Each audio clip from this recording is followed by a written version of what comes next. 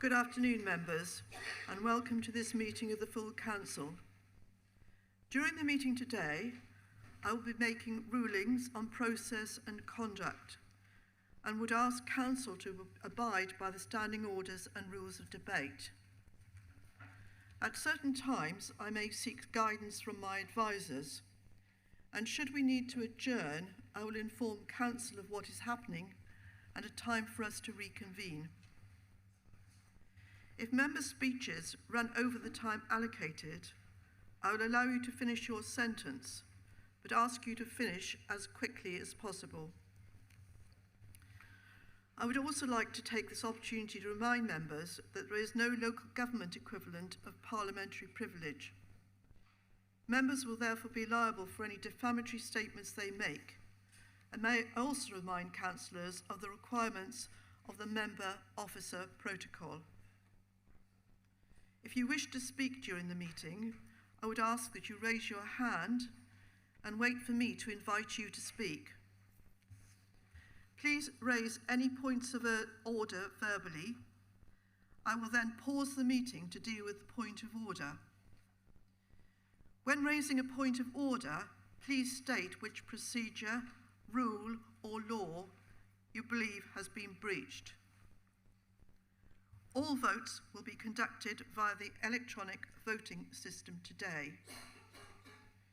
If we receive any amendments to the recommendations before Council today, I will adjourn to ensure that all members have adequate time to read the amendment.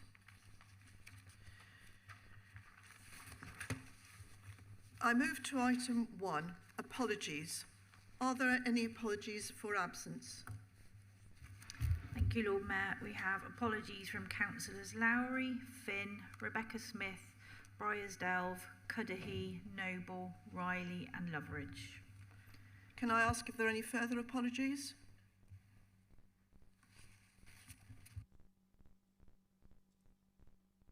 Those have been noted. I move to item 2. I move that we agree the minutes from the 2nd of June 2025 as a correct record. Deputy Lord Mayor, will you second my proposal? Second the proposal. Councillor Wood. Thank you, Lord Mayor. I informed Democratic Services by email yesterday that there's a mistake in the minutes. Under paragraph 23 on page 13, the first 5 questions asked by councillors are not listed. Thank you. The necessary amendment will be made. I will move to the vote now. Please vote using the buttons on your unit. Green in favour, red against and amber to abstain.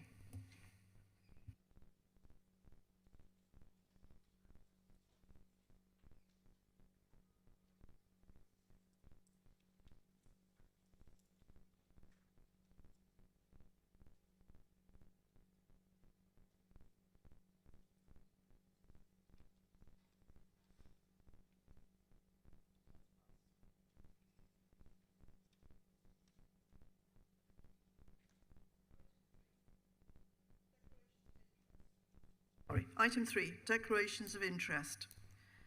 A general dispensation has been granted by the monitoring officer to all members in relation to item 8, the independent remuneration panel.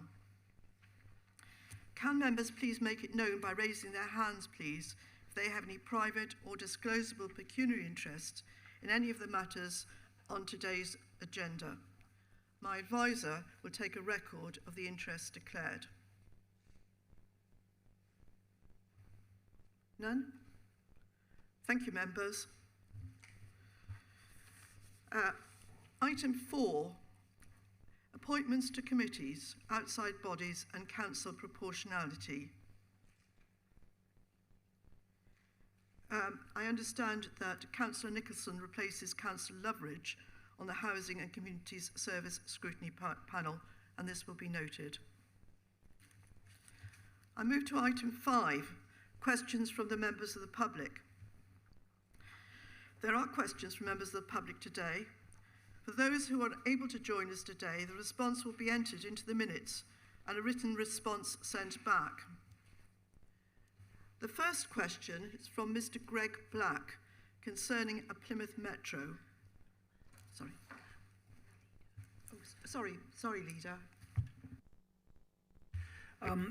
This item has only got 10 minutes allocated to it, but there are 5 members of the public that have turned up. Could I ask, please, if it's possible that we make sure that we got enough time to have all the questions that these people have turned up to give? Could I propose that formally we extend the period to enable all 5 questions to be asked? I'm happy to second that. Can we go to the vote, please?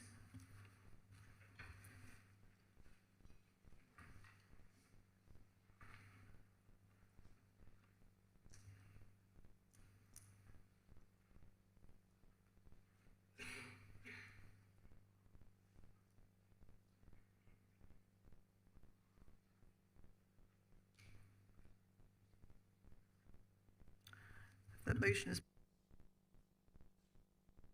I will then therefore extend the time as necessary for all 5 questioners to make their question.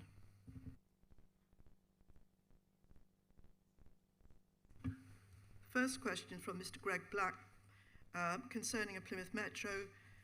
Mr. Black, would you please like to raise your question? With the Labour government cutting funding to the Restore Your Railway Fund, do you support a Plymouth Metro between a new Plimpton station and Tavistock to cut carbon emissions and boost public transport use?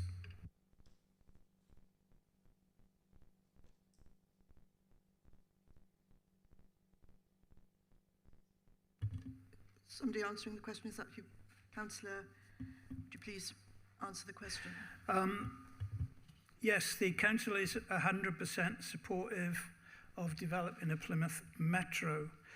We're currently exploring feasibility funding with government, and the concept is included in the Plymouth Plan and in Peninsula Transport. This includes a new Plimpton station and reopening the line to Tavistock. The adopted Plymouth Plan policy GR04 is to use transport investment to drive growth. More specifically, the policy states that it will deliver targeted integrated transport measures to help support the sustainable growth of Plymouth, including working with partners to promote improved and more resilient local rail services through developing and communicating the Plymouth Devon Metro concept, reinstating the Tavistock to Plymouth branch line, and investigating the need for new rail stations such as Plimpton. Plymouth City Council is a partner within Peninsula Transport, the sub-national transport body for the South West region, responsible for setting transport strategy and for communicating agreed major transport priorities to government. It's also identified as a priority metro-type rail services, including the reopening of the branch line to Tavistock and the opening of a new station at Plimpton, as credible and deliverable schemes capable of being transformational in transport terms to the Plymouth Travel to Work area. Plymouth City Council will be working with Peninsula Transport and other key strategic partners in delivering these schemes. And I have arranged a meeting with Lord Hendy, the Rail Minister, to discuss these matters. I raised the matter about 3 months ago at the GWR Rail Conference, Stakeholder Rail Conference, and he's amenable to having a conversation. The second question is from Mr. Danny Bamping in relation to the renaming of a street. Mr. Bamping, would you like to ask your question? Thank you. Can Councillor Mark Lowry confirm if he made a formal, recorded, reasoned and published decision as per the law and legislation to change the name of Sir John Hawkins Square to Jack Leslie Square in June 2020? Yes or no? Sorry, the yes or no wasn't part of the question, I believe, so no extemporisation from the questioners. In the absence of Councillor Lowry, it's my job to answer the question on his behalf. As the questioner has previously been informed, Councillor Lowry did not take a decision in June 2020 to rename Sir John Hawkins Square. Following receipt of a request for the renaming of John Hawkins Square, Councillor Lowry approved the commencement of the renaming process. In accordance with the Council's published street naming and numbering policy, there was no decision to be taken at this stage. The renaming process proceeded in accordance with the policy until it was discontinued following a hearing in the Magistrates' Court.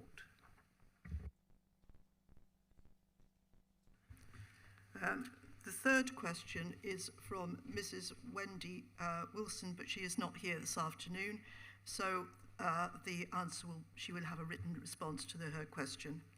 The fourth question is from Mr. Stoneman regarding finance. Mr. Stone, would you like to ask your question? This is to Mr. Evans.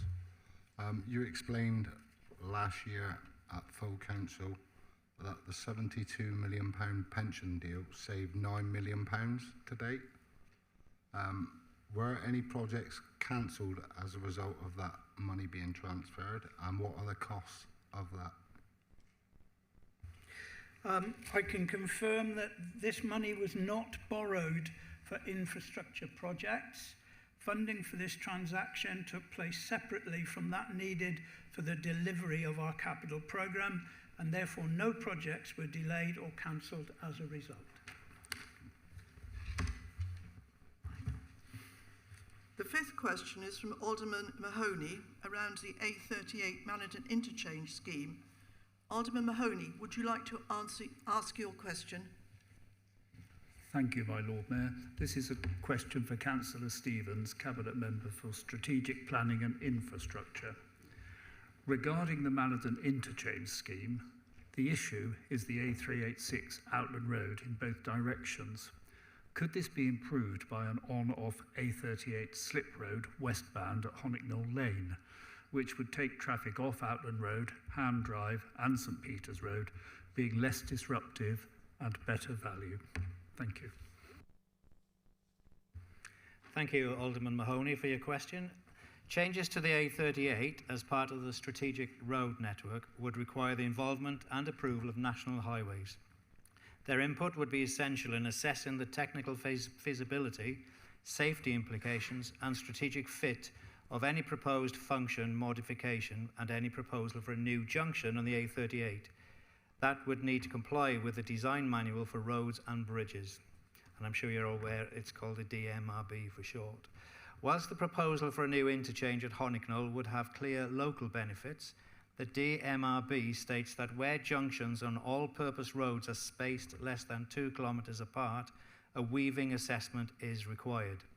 Preliminary measurements indicate that the distance from the Honicknall Lane overbridge to both the Manadon and St Buda junctions is under 2 kilometres. This proximity raises concerns about potential traffic weaving conflicts, which could adversely affect safety and operational performance. Specifically, Note 3 of the DMRB guidance highlights the likely interaction between merge and diverge movements when junctions are spaced closer than 2 kilometres, and so a proposed new junction at Honicknall Lane would not meet this requirement. A further consideration is that a new grade separated junction between Manadon and Western Mill would be very expensive and most likely be significantly more costly than the proposed A38 Manadon interchange scheme. It is considered unlikely, therefore, that a bid for a new junction at Honicknall would be met favourably by National Highways or the Department for Transport, who would need to provide the majority of the funding.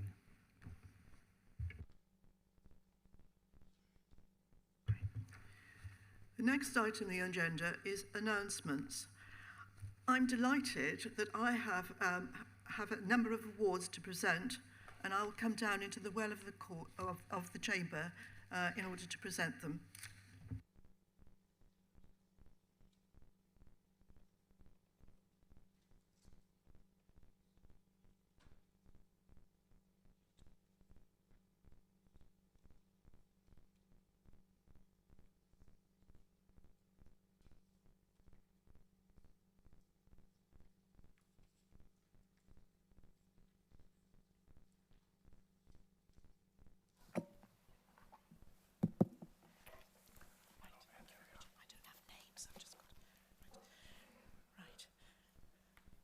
first award is for a Disability Confident Leader, status level 3. It is awarded to the Council and is the highest tier of the UK Government's Disability Confident Initiative, aimed at helping employers recruit, retain and develop disabled people. It is designed to foster inclusive workplaces and promote leadership in disability inclusion. Sean Badmin and Claire Schofield are here to accept the award.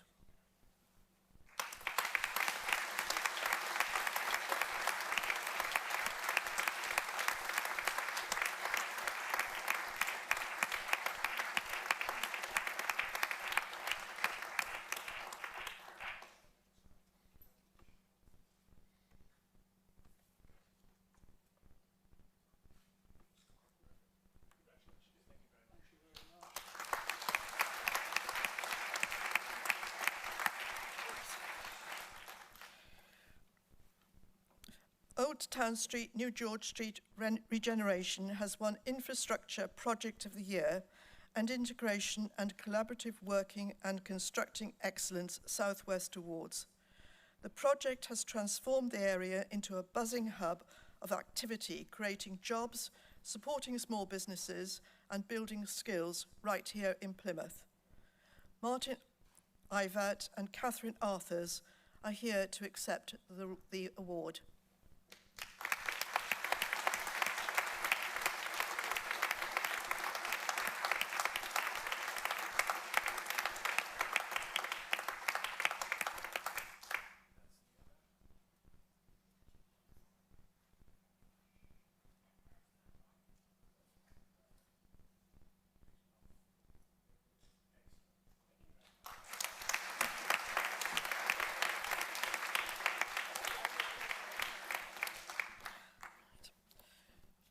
Next award is Broadland Gardens has won Residential Project of the Year, 35 homes and under, at the Mitchell Moores Property Awards.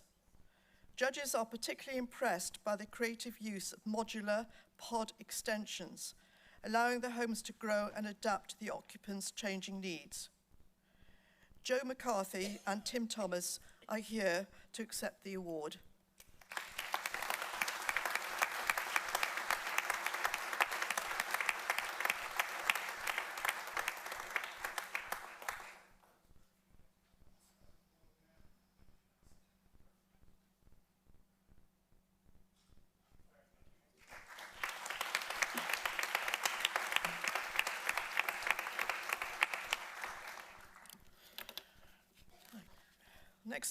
Next award is the Park Bereavement Service Project, as won Client of the Year at the Constructing Excellence Southwest Awards.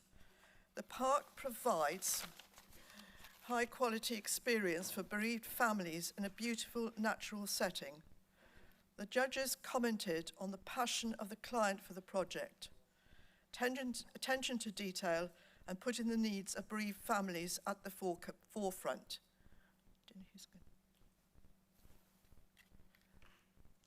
Have we got something to correct that word? Sorry, I didn't hear that.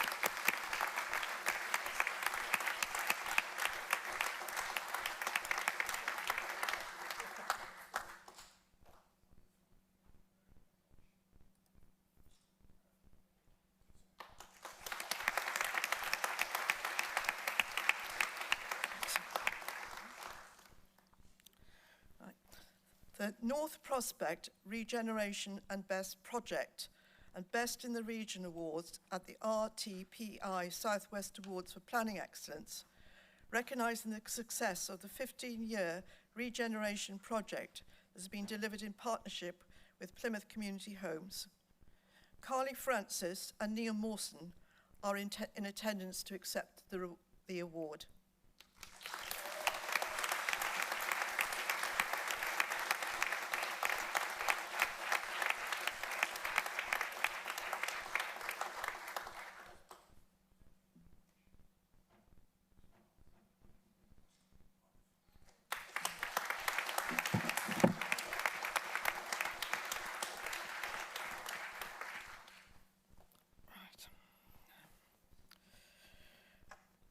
Teresa Brooks has won the Rising Star Award at the Empty Homes Network, recognising her work on innovation in tackling long-term empty homes in Plymouth. Congratulations, Teresa.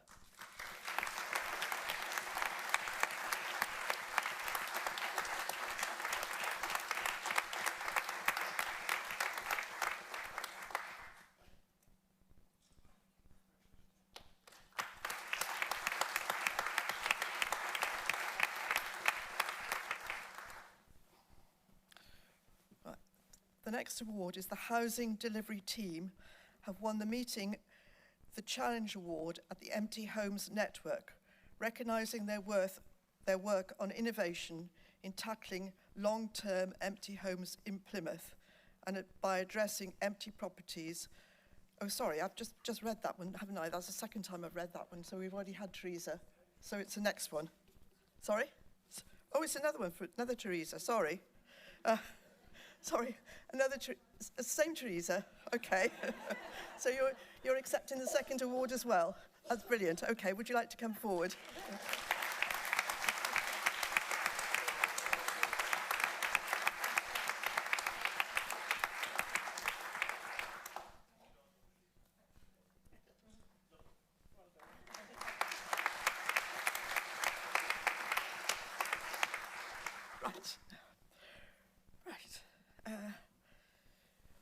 Right, number 8, Supporting Internships Project has won the Diversity and Inclusion Award at the LGC Awards. Discovery College 100% success rate demonstrates what can be achieved with structured, individualised approach and strong partnerships. These programmes not only empower individuals with disabilities, but also enrich workplaces and communities by addressing challenges and building on existing achievements. Plymouth is well positioned to lead the way in creating more inclusive workforce for all. Tina Brinkworth and Jane Hunt are here to accept the award.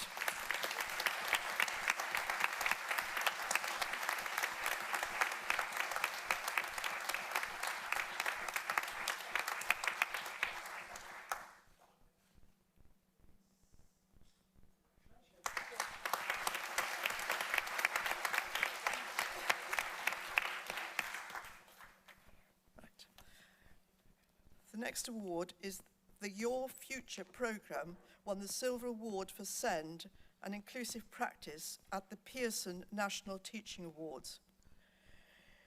The Your Future project is a bespoke initiative designed to support young people aged 19 to 25, with some opportunities for those 16 to 18 who have education, healthcare plans, or other additional learning needs. The programme combines short breaks, qualifications and life experiences to create an integrated approach to learning and personal development. And would you like to come forward?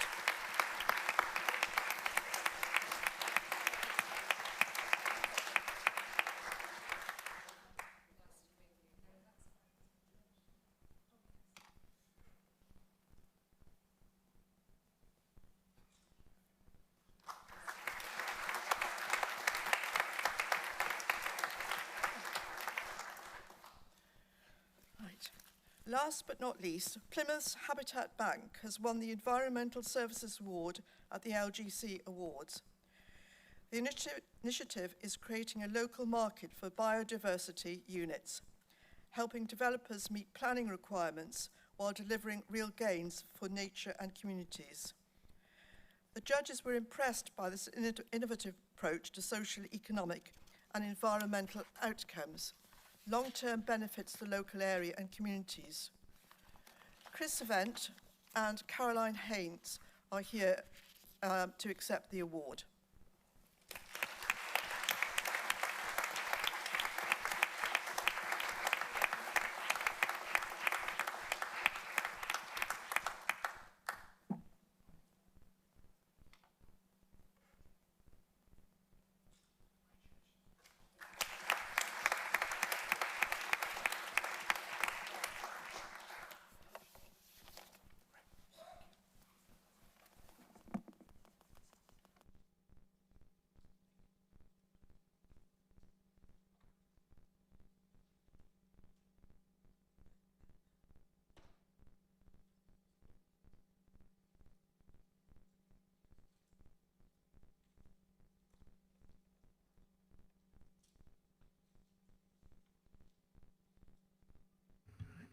The next item is the Leader and Cabinet announcements. We have a maximum of 30 minutes for this item. Leader, do you have any announcements? I do, thank you, Lord Mayor. We've heard a lot of really big announcements for Plymouth over the last 12 months that relate to the completely game-changing levels of investment we're seeing in our city from this Labour government. A new ambitious economic plan for the city, £4.4 billion investment in defence, 7,000 new jobs linked to our dockyard alone, 25,000 more job opportunities than the size of our workforce in 2035, the new industrial strategy featuring Plymouth as a case study, Babcock Defence dividend, 2,000 employees into the city centre, Plymouth as the national centre for marine autonomy, new business arriving in the city such as Helsing, a MOU with Homes England for 10,000 new homes in the city centre, £519 million of investment in strategic transport infrastructure, over £300 million of investment in public transport infrastructure, a £40 million public investment in the civic centre, a brand new city centre college campus focused on blue-green skills, extraordinary interest in our housing ambitions at the UK Reef, the opening of the first phase of our Armada Way scheme, the development of our health hub with the start of the CDC, major strides by the Freeport with £73 million of investment to date, and £3 billion investment at Derryford Hospital. But last week, we had perhaps the most important announcements for the city in decades, with the announcement by John Healey, the Secretary of State for Defence, that Plymouth will be one of 5 UK defence deals as part of the UK's defence industrial strategy, and will receive an initial share of £250 million over the next 5 years. The other areas were Wales, Northern Ireland, Scotland and South Yorkshire. So the only city to get a deal like this is Plymouth.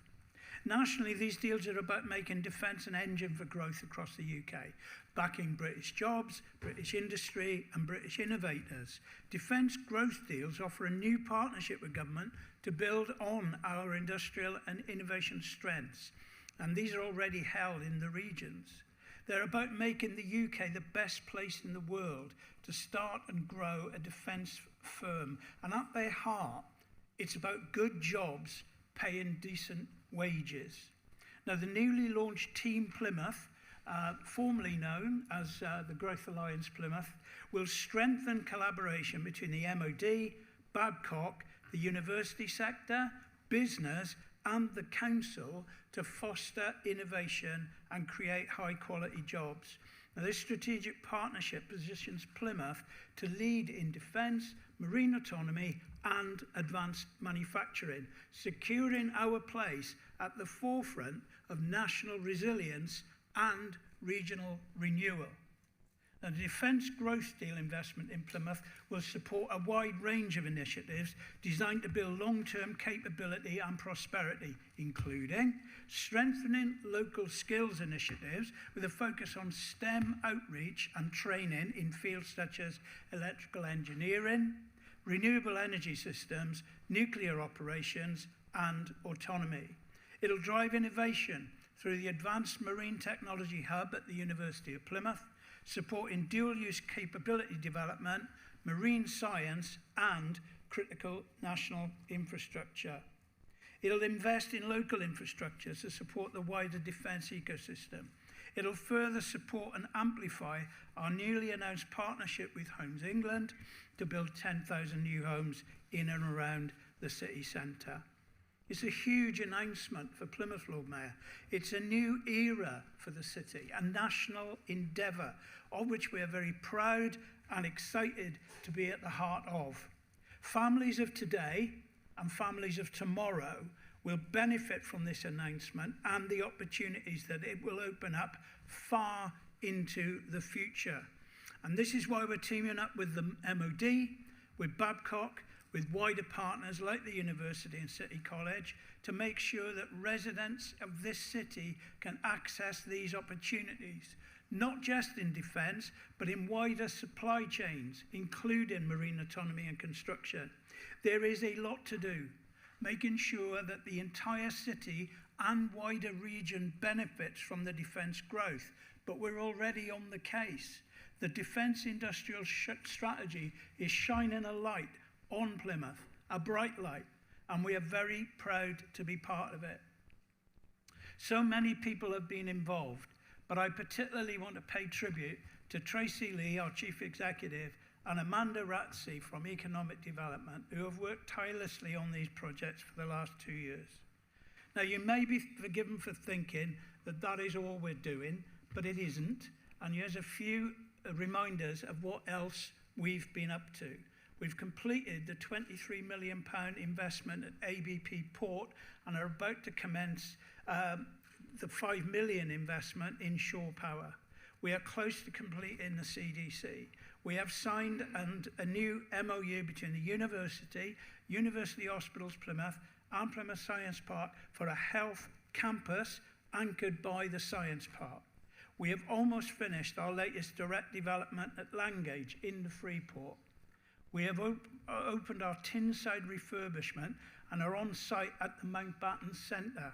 We have completed Derryford District Centre. We have announced a massive new barrel cook show in January 2026. We have hosted Jeremy Della's Hello Sailor at Tinside and at Trafalgar Square. We are massively supporting the fishing industry, and we've had a summer of magnificent events, and there's still the greasy pole competition to come. This sort of success doesn't happen by accident, but it is delivered by a long-term commitment to growth over a decade or more, underpinned by our track record of delivery. I hope, Lord Mayor, you're as excited as I am about the opportunity for Plymouth over the coming decades, and it is now up to us to ensure that we grab this opportunity with both hands, with no one left behind.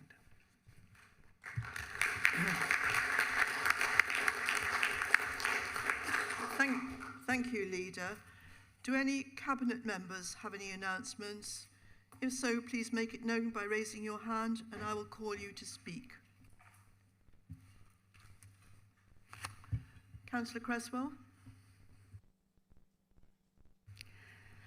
Thank you, Lord Mayor. I've got some fairly brief announcements to make, but they're all really very exciting. So the nursery expansion and new settings. So Plymouth has 3 school-based nurseries opening this September for funded early years provision, and another which will be Borringdon, which will be opening in January 2026. So the nurseries are Plymouth St Mary, Stewart Road Primary and Lara Green, which I'm hoping to be along at now. I think it's on Thursday. Plymouth also has 2 new private nursery settings due to open in January 2026 as well. And these settings will provide 277 early years childcare spaces to support the extended entitlement of funding for children aged 9 months to 4 years. Early years contribution to the National Attendance Strategy and updated Early Years Foundation Strategy, safeguarding and welfare requirements. It's a long one, isn't it? As part of our commitment to improving attendance across early years settings, the Early Years Service has developed resources to support both practitioners and families in understanding the importance of regular attendance. As well as that, the National Attendance Campaign, but the Plymouth City Council has been working closely with the Department for Education as a pilot authority to help to shape national attendance campaigns and contributing local insights and strategies to help inform the national messaging and support. And it was good to see that Bridget Phillipson actually used some of our learning in her more nuanced speech and also in questioning as well, in her answers to questions, which was very encouraging. Attainment. So in Plymouth, national attainment, educational attainment continues to show a positive trend in the right direction across all key stages, in fact. It's underpinned by the strength of our citywide partnerships from early year settings and family hubs to schools, public health and community organisations, and all the work that our schools, of course, and colleges do.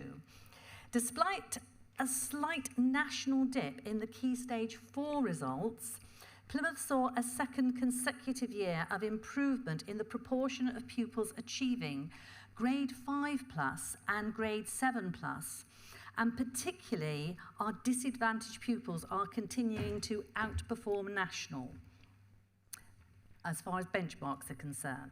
At Key Stage 5, we anticipate a shift to positive progress in A levels and further gains in applied level 3 subjects, while early years and Key Stage 2 outcomes also are showing sustained improvement, reflecting our shared commitment to a cradle to career success for every child and young person in the city. We will, of course, give you a much fuller update of Key Stage 4 and Key Stage 5 results, but obviously at the moment this is early sharing with you and it's unvalidated data as such. Thank you very much, Lord Mayor. Thank you. Thank you, Councillor Creswell. Councillor Dan. So I'm Councillor Dan, but I've been delegated this task just to be Councillor Brydesdale, just to give you an update as he's not here today.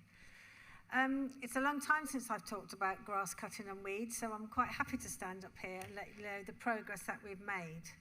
So last year, we put an extra 300,000 into the budget purely for grass cutting. So what does this look like on the ground?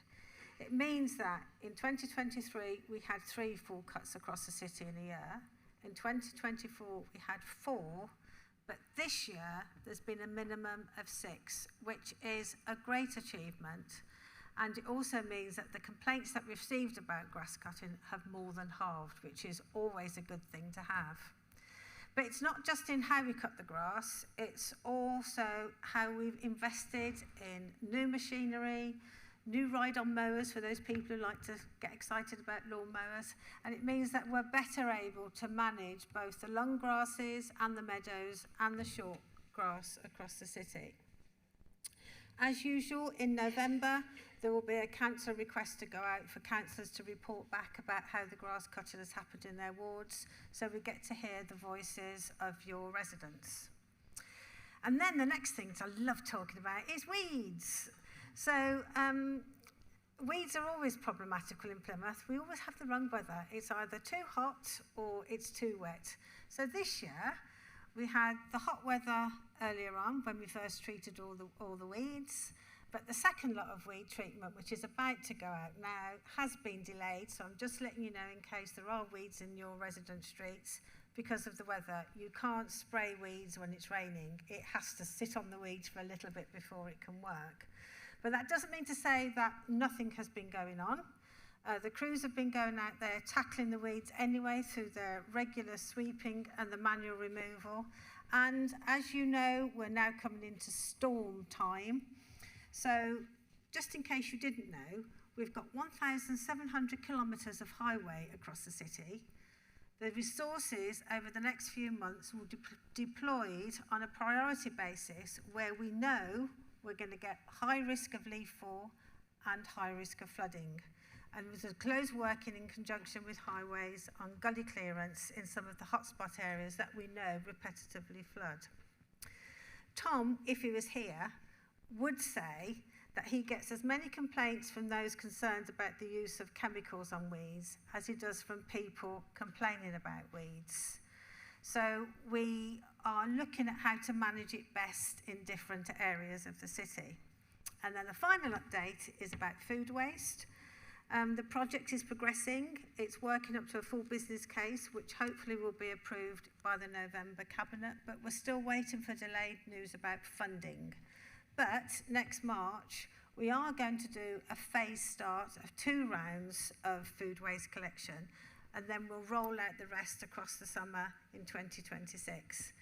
And to do that, we will have 10 specialist food waste vehicles. There will be 9 weekly rounds, lots and lots and lots of kitchen and curbside caddies, and there's going to be a whole communications plan about how we engage with different residents across the city. Thank you, Lord Mayor.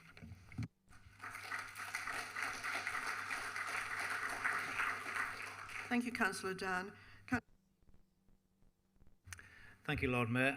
The impact of the extreme rainfall the city experienced from late on Thursday the 28th of August through to the early hours of Friday the 29th was clearly devastating for a number of residents in their homes and businesses across the city. The Met Office tells us that their weather station at Mountbatten received 56 millimetres of rain between 10 p.m. on the Thursday night and 1 a.m. on the Friday, including 42.3 millimetres in a single hour between 11 o'clock and midnight. To put that into perspective, the average for August is 80.3, meaning we saw more than 50% of expected rainfall in just 60 minutes and 70% in 4 hours. It was the second wettest August day on record in Plymouth. The drainage and sewage system in Plymouth, a huge amount of which is South West Water's irresponsibility, or responsibility perhaps, was not designed to be able to cope with that amount of water. The council's highway team maintain an extensive network of gullies and culverts across the city, and over the last 12 months the team have routinely inspected 12,900 gullies and subsequently emptied 8,840 as part of a planned cyclical cleaning. They closely monitor weather forecasts and have protocols working in conjunction with our street cleansing team to attend the 50-plus known hotspots ahead of heavy rain. This was done before the rain on Thursday. Over the course of 72 hours, the council received 311 reports of floods and blocked drains, including 115 reports of directly flooded properties. The council attended 61 emergency out-of-hour call-outs over the same period, and teams across the council also worked to reinstate blown manhole covers on roads and parks, and also dealt with a number of fallen trees. On behalf of elected members and residents, I would like to thank the Highways team, Devon and Somerset Fire and Rescue, who attended various locations and supported the response, elected members who literally waded in to help, and members of the public who also rallied around to help those in need in their neighbourhoods. In addition to the emergency response of such instances, the council are working on projects and with partners to bring about flooding relief across the city. And our flood alleviation projects include Trefusis Park Flood Relief Scheme. This SUDS project, designed to store water under surface water during heavy rainfall, is currently on site and on programme to complete in April 2026. Western Mill Village Property Flood Protection. This project will provide flood doors and floodgates to 4 properties in Western Mill Village. Property surveys have been completed and this work is due to be installed in October. And the St. Leven Flood Relief Project has been briefed to ward councillors, and an outline design option including rain garden curb build-outs for the SUDS project is designed to store water during heavy rainfall.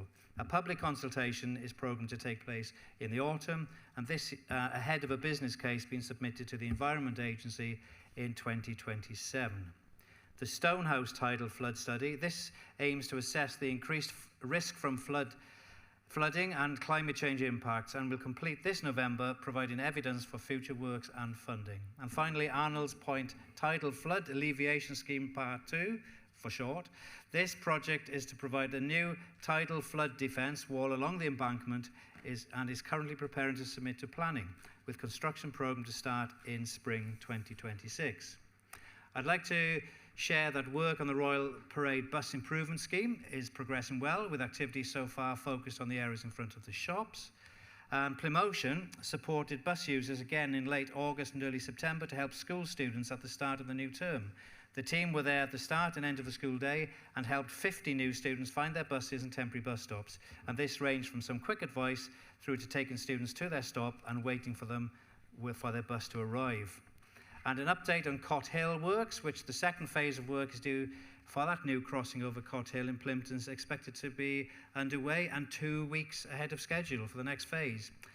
This means changes to traffic management that were planned for the 6th of October will now be put in place for Monday the 22nd. And I'd like to thank Councillor Gilmore, who arranged for me to meet with local businesses who shared with her some inquiries about the scheme and whose points were taken into consideration for the next phase. This scheme will make a big difference for people walking and cycling between Saltram and other parts of Plympton, including the St Mary's playing field. Nearly there. I've got my time this time sorted out after your lesson last time. Work to improve public transport links to the Park crematorium is progressing well, and I'm delighted to advise members that the Stagecoach Service number 19, which is a Plymouth City Council tendered bus service, will start serving the new bus stop on the site of the park from the 21st of September. That's what I'd wish to share. Thank you. Thank you, Councillor Stevens. Councillor Aspinall. Thank you, Lord Mayor. I've got several announcements. I'm not too sure which order to do them in, but I think I'll start with the painful one. Vaccination campaign. We're launching a new campaign, Plymouth Protects, to encourage our residents to get vaccines that they're eligible for to protect themselves and others from preventable illnesses this winter. Vaccines for common respiratory illnesses such as flu and COVID are offered to key groups of people during the autumn and winter months. These illnesses can lead to health complications, so getting vaccinated can reduce the likelihood of getting ill, passing it on to others, and helps reduce the severity of the infection if people become unwell. This in turn helps our NHS services. Last year, seasonal flu vaccine uptake in Plymouth was low in some groups who were eligible in pregnant women, in children and adults under 65 that have health conditions can get these vaccines. Vaccinations is a way to protect not just ourselves, but those who are our loved ones and more vulnerable members of the community. If you've got any questions or queries about vaccination, please contact your pharmacist or GP, or look at the NHS website for more information. October the 1st, that is the International Day of Older Persons. And as we've done in the previous year, we're going to be celebrating that. We want to mobilise the wider community to address difficulties that are faced by older people. This year, the theme of Building Belonging, celebrating the power of our social connections, which is a wonderful idea. It recognises the vital role that social connection can play in our lives, from a quick hello in the street to a deep and supportive relationship that are built over time. The communities we live in shape our ability to connect, and in turn, the connections that we make help shape our local environment. Throughout that week of the 1st, we'll be promoting the theme of the International Day of Older Persons, along with many opportunities that regularly take place in Plymouth, which enable older persons to come together and build social connections and a sense of belonging. Our thanks especially go to the community builders who are helping to collate these opportunities, which will be brought together via the Ageing Well Hub on our website. We're also hosting an event at Tinside Lido on the 2nd of October, which actually is the 90th anniversary, no less, of the Lido, to bring our partner organisations together to connect with each other and to recognise the value of great work happening in Plymouth that supports social connections for older people. Speakers will include representatives from Age UK, Eldertree and Improving Lives Plymouth, and we will hear about how Thrive Plymouth themes of preventing ill health connect with the Ageing Well agenda. Attendees will also enjoy performance from Southway Community Hub, the Glee Club. Those in attendance will be encouraged to pledge their continued support for enabling Plymouth to become an age-friendly city. And last but no means least, we normally have a council meeting in November, and I can usually say this in November, but Adult Safeguarding Week takes place the 17th to the 21st of November and aims to recognise and raise awareness of adult abuse, neglect, exploitation, and the role everyone has to play in safeguarding. This year's theme is prevention, and throughout the week we'll be exploring different themes, including proactive intervention, prevention in practice, creating empowering environments, trusting your instincts, and celebrating safer cultures. We want to hear from as many voices as possible, so if you have anything to share, please do. Safeguarding means protecting someone's rights to live in safety, free from harm, abuse and neglect. Adults who may need support from safeguarding include those who rely on others for their care and support, or who can't speak up for themselves. Plymouth Safeguarding Adults Partnership works to ensure that local safeguarding arrangements and partner agencies act to help and protect adults in the city. Throughout the week, we will be sharing more information across our Plymouth City Council website and other channels to help spread the word. And for anyone who is worried that an adult is being abused or neglected, please report it. You can do this online on www.plymouth.gov.uk/report-abuse or by calling us on 01752 66 8000. It's important that we protect our communities. Thank you, Lord Mayor. Thank you, Councillor Aspinall. Councillor Lang, you've got about 4 minutes. Thank you, Lord Mayor. So I'm excited to share that on Wednesday, the 3rd of September, Foster for Plymouth launched our third Mockingbird constellation. The Mockingbird programme provides an extended family model to support fostering families through a constellation consisting of a central hub home which supports several satellite homes of other foster carers. And our third constellation launched in Cornwall.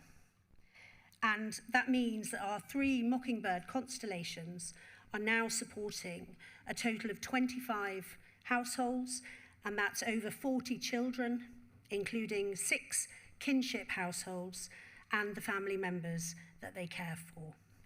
This is a real improvement in our service, and our foster carers have told us how much they value it. And I want to finish with a mention about the Box's 5th birthday. The Box is on the cover of the Chronicle this month as part of our birthday celebrations, and I had a great day at the party on the 5th of September. We've had loads of really great feedback from people who came and really enjoyed the event and the party atmosphere. Lots of positive engagement and birthday wishes on social media. And we had over 1,700 people join in the celebrations, which is our highest Saturday attendance since we've started doing Super Saturdays. So happy birthday to the Box. Thank you very much. Thank you, Councillor Lang. We have about 1 minute left, so if any other cabinet members or chairs of committee have any other very quick announcements, then please raise your hands. Nobody? Then that's it.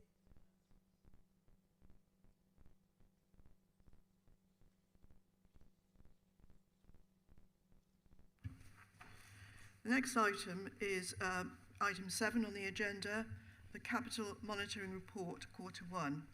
Leader, would you like to introduce this report? Thank you, Lord Mayor. I'm deputising for Councillor Lowry this afternoon, whose job it would be normally to do this. So the report we're asking for approval today sets out a revised capital programme for 2025 to 2030. This includes a number of important new projects and continued investment in ongoing initiatives, totaling 56 million. After adjustments in the scheduling of other projects in the programme, this means an additional 38.2 million of investment, bringing the total 5-year programme to just over 351 million. It's a big programme, but it is what you'd expect for an ambitious city where big changes taking place to improve the lives and opportunities for our residents. While it is big, it is important to bear in mind that a total of 135 million of this investment, it will be funded by external contributions, mainly government grants. Now, this is a testament to our ongoing success in attracting external investment and funding into the city. And the reason for this success is that we are ambitious, we think big, and because we have a track record of delivery. A further 106 million of the 5-year programme represents invest to save, an income generation investment, where we spend money to earn money or to reduce the costs of delivering services. The new and ongoing projects that are additions to the programme in the first quarter demonstrate our success in securing grant funding. The biggest is the redevelopment of the Civic Centre, our flagship city centre regeneration scheme, which we're doing in partnership with Homes England and Plymouth City College. As you know, the plan is to create a skills hub on the lower floors, providing a campus for up to 2,000 students, from school leavers to adult learners. This will be an important element of the drive to make sure Plymouth residents can gain the skills that will enable them to benefit from the huge government investment in the dockyard. Homes England will be working with us on this project, which includes plans for 144 homes within the tower block. We're expecting a significant funding contribution as part of our new strategic partnership to deliver a new vision for the city centre. We've also previously secured Future High Streets Fund and Levelling Up funding, so the Civic is a good example where we use our own investment to lever in millions of pounds of external grant and support. The additional investment in the capital programme also includes £5.5 million of grant funding towards the new port facilities at Mill Bay. I mentioned that, part of the Freeport programme. This will make the port capable of further growth and sustainable growth. Along with Plymouth's other 3 ports, it's the foundation of our emerging marine economy. It also includes a continuation of phase 3 of the Local Authority Housing Fund programme, which is investing in social and affordable housing across the city, again with more grant funding secured for Plymouth. The additions also include grant funding to invest in our special educational needs schools at Woodlands and Longcores, providing additional places for Plymouth children locally and helping them meet the challenge of rising SEND costs. There's an additional 1.7 million grant funding for our continuing investment in Plymouth Sound National Marine Park, which has already opened up new horizons for hundreds of city residents by getting them involved in activities on, in and under the sea. There's also the final tranche of investment in the fantastic new community and sports facilities at Fulston Park, which are a once-in-a-generation opportunity to regenerate the community and elite sports provision for the west of the city. So you can see that each of these projects is going to bring tangible benefits for Plymouth residents. These projects reflect just how much grant funding we have been successful in securing. Of the 56 million added to the capital programme since the 1st of April, Lord Mayor, 66% of that has been financed by external grants and contributions. As I said, the scale of our capital programme reflects our ambitions for Plymouth and our determination the city gets the investment it needs and that it deserves. Our current capital programme builds on the £1 billion of capital investment we've made over 10 years. Whilst this has delivered huge benefits, including the box, the new crematorium, major investment in roads and transport infrastructure, and the building of much needed homes, and much more, it's also generated significant income that supports council services. Our strategic investments made through the Property Regeneration Fund, which holds a portfolio of assets that generate a significant rental income stream that supports our revenue budget. This has actually realised a net gain of £24 million over the last 9 years. I hope you can all show your support for the Council's continued programme of investment in the city by agreeing a revised capital programme that will deliver further tangible benefits for all Plymouth residents and sustain the economic growth of our city. Councillor Allen, I understand you are seconding the report. Would you like to speak now or reserve your right? Thank you, my Lord Mayor. I'll speak now. I'm really happy to second this. As the leader said, this is a capital programme that reflects an ambitious city that strives to ensure all residents have the best opportunities and benefit from the facilities and infrastructure that Plymouth needs and deserves. The additional allocations to the capital programme will all help deliver benefits for Plymouth residents, whether through sustaining employment, new jobs, new homes, improved facilities in schools, or opening access to sport, leisure and learning opportunities. It's a sizable capital programme, but it's also an affordable one. It's important to remember that a large proportion is funded by external grants and contributions, which is investment in the city that Plymouth could miss out on if we are not ambitious and didn't take such a proactive approach to securing funding. We also need to remember that the financial benefits to the city and to the council are substantial, such as through dividends from growth and through income from investments that also create and sustain jobs. I hope you will all support the recommendation. Thank you, my Lord Mayor. Thank you. Does anybody else wish to speak? Councillor Nick. Thank you, Lord Mayor, members of the council. Well, very interesting the proposal in a second to expand it a bit over the Q1 report, because obviously we're talking really about Q1, not the capital programme really for the 5-year duration. But what I would ask, through you, Lord Mayor, if I may, in table 3, nobody's really mentioned about capital receipts. So we see in 25-26 financial year that the capital programme is dependent on £11.1 million of capital receipts. May I, through you, Lord Mayor, ask the Leader of the Council if he's confident that we do get best value for money from the disposals of such buildings as Midland House, the Old Register Office, the impending sale of Pounds House.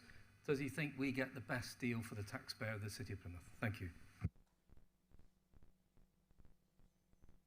Does anybody else wish to speak?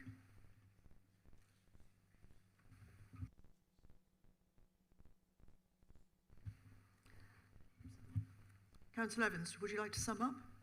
Indeed. Yeah, so I think I can say the yes, I think I am confident. I know you've got problems sometimes with us releasing assets, but there is a statement saying penny wise, pound foolish, and sometimes releasing investing resources that we've got in exchange for jobs and investment by others is the way to go. So I have confidence in our officers and the advice that we get from our auditors that what we're doing is sound. If it wasn't, they would tell us.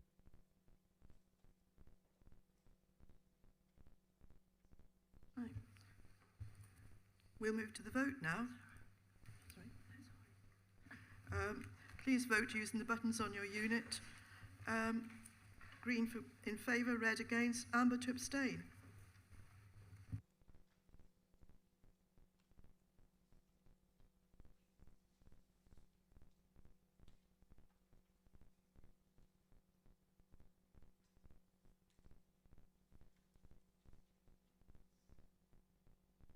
Motion is carried.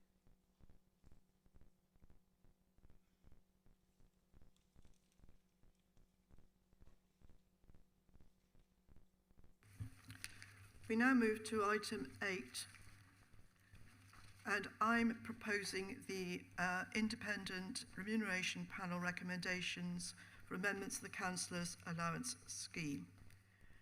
Deputy Lord Mayor, I understand you will second this report? Yes, my Lord Mayor. Does anybody else wish to speak?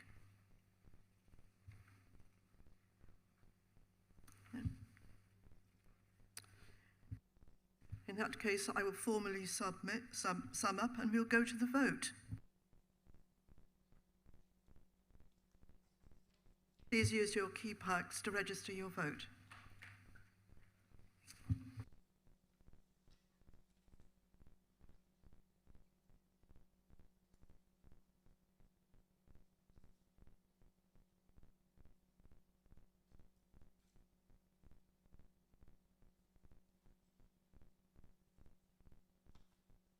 The motion is carried.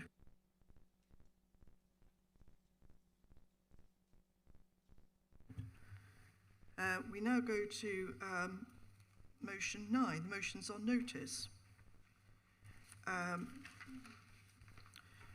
9A, Plymouth Highways Maintenance Amendments. I would remind you that we've got 2 hours for this item. We've got 5 motions on notice, so just be aware of the timing, please. Councillor Wood, would you like to introduce the motion?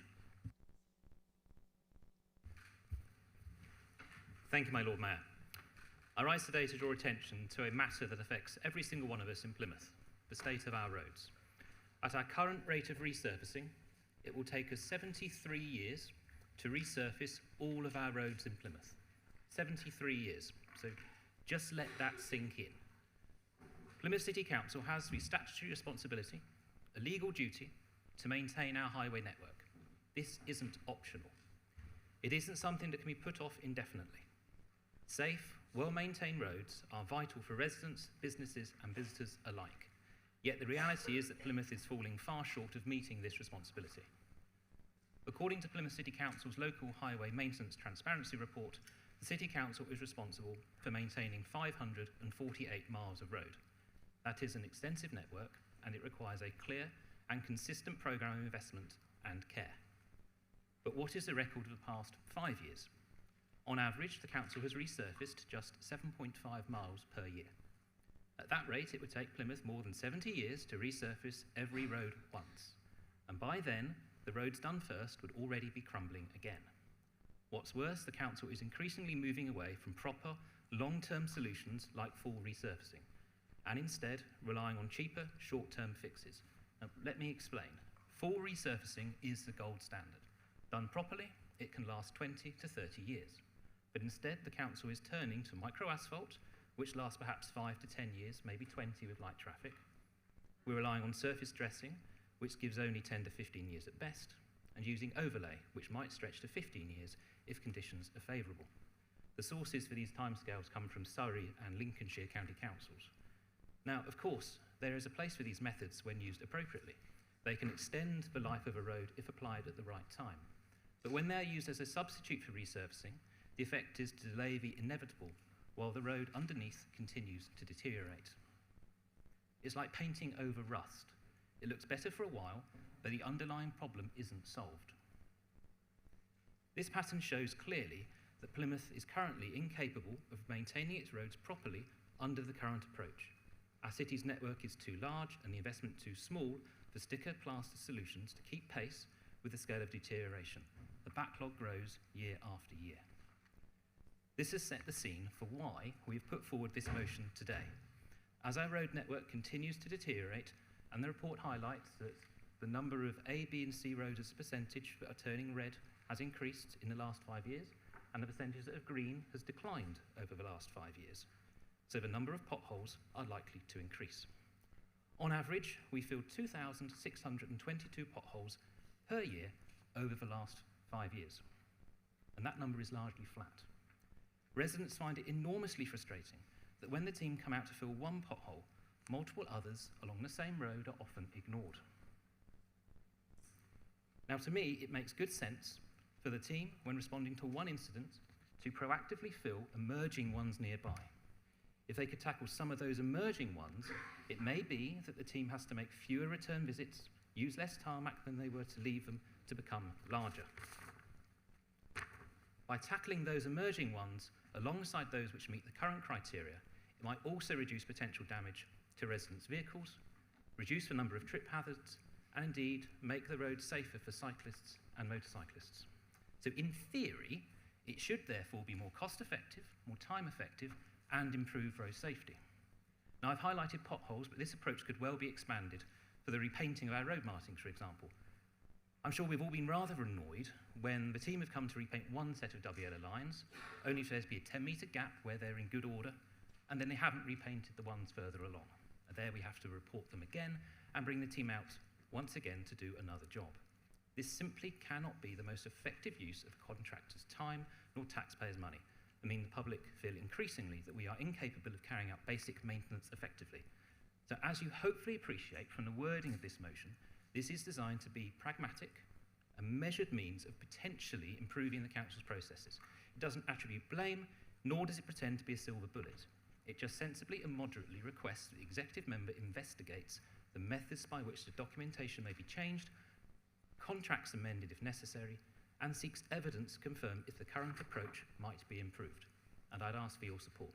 Thank you. Councillor Lugger, I understand you will second the motion. I shall, Lord Mayor. Do you wish to speak now, or do you wish to reserve your right?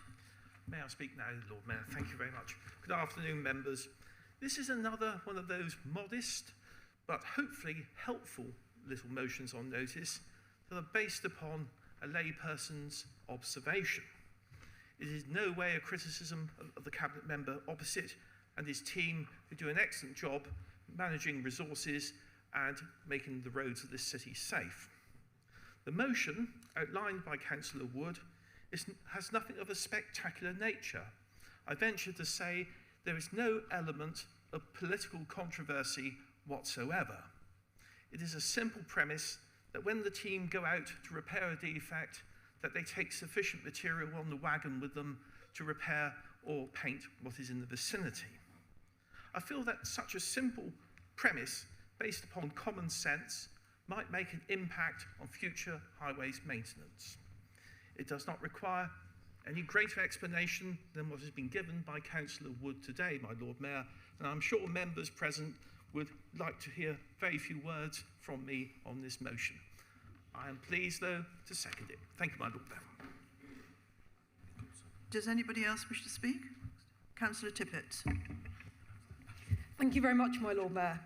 I'm rather pleased to see this motion here today, actually, because it's clearly been inspired by the work of the new Liberal Democrat administration on Devon County Council, who are working hard to clean up the mess the Conservatives made of Devon's roads. Well, we're here debating this motion. It is the Devon Lib Dems out delivering action. A new trial has started today, actually. In parts of Devon, all potholes, not just ones with reported safety defects, will be filled. When highways inspectors are out investigating reported potholes, they will be asked to record all other potholes on that road within 500 metres in each direction or to the nearest junction, and then they'll be appropriately repaired. This is a perfect example of listening to residents and then just getting on with the job.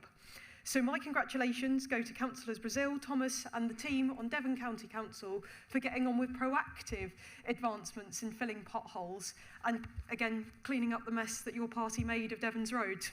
Thank you, my Lord Mayor. Councillor Nicholson. Thank you, Lord Mayor. Well, I stand to support, actually, Councillor Wood and Councillor Lugger's contributions. I think, ultimately, though, what we should do is local councillors, irrespective of party and irrespective of the Lib Dems at Devon County, that actually there's insufficient money for highway maintenance in local government budgets.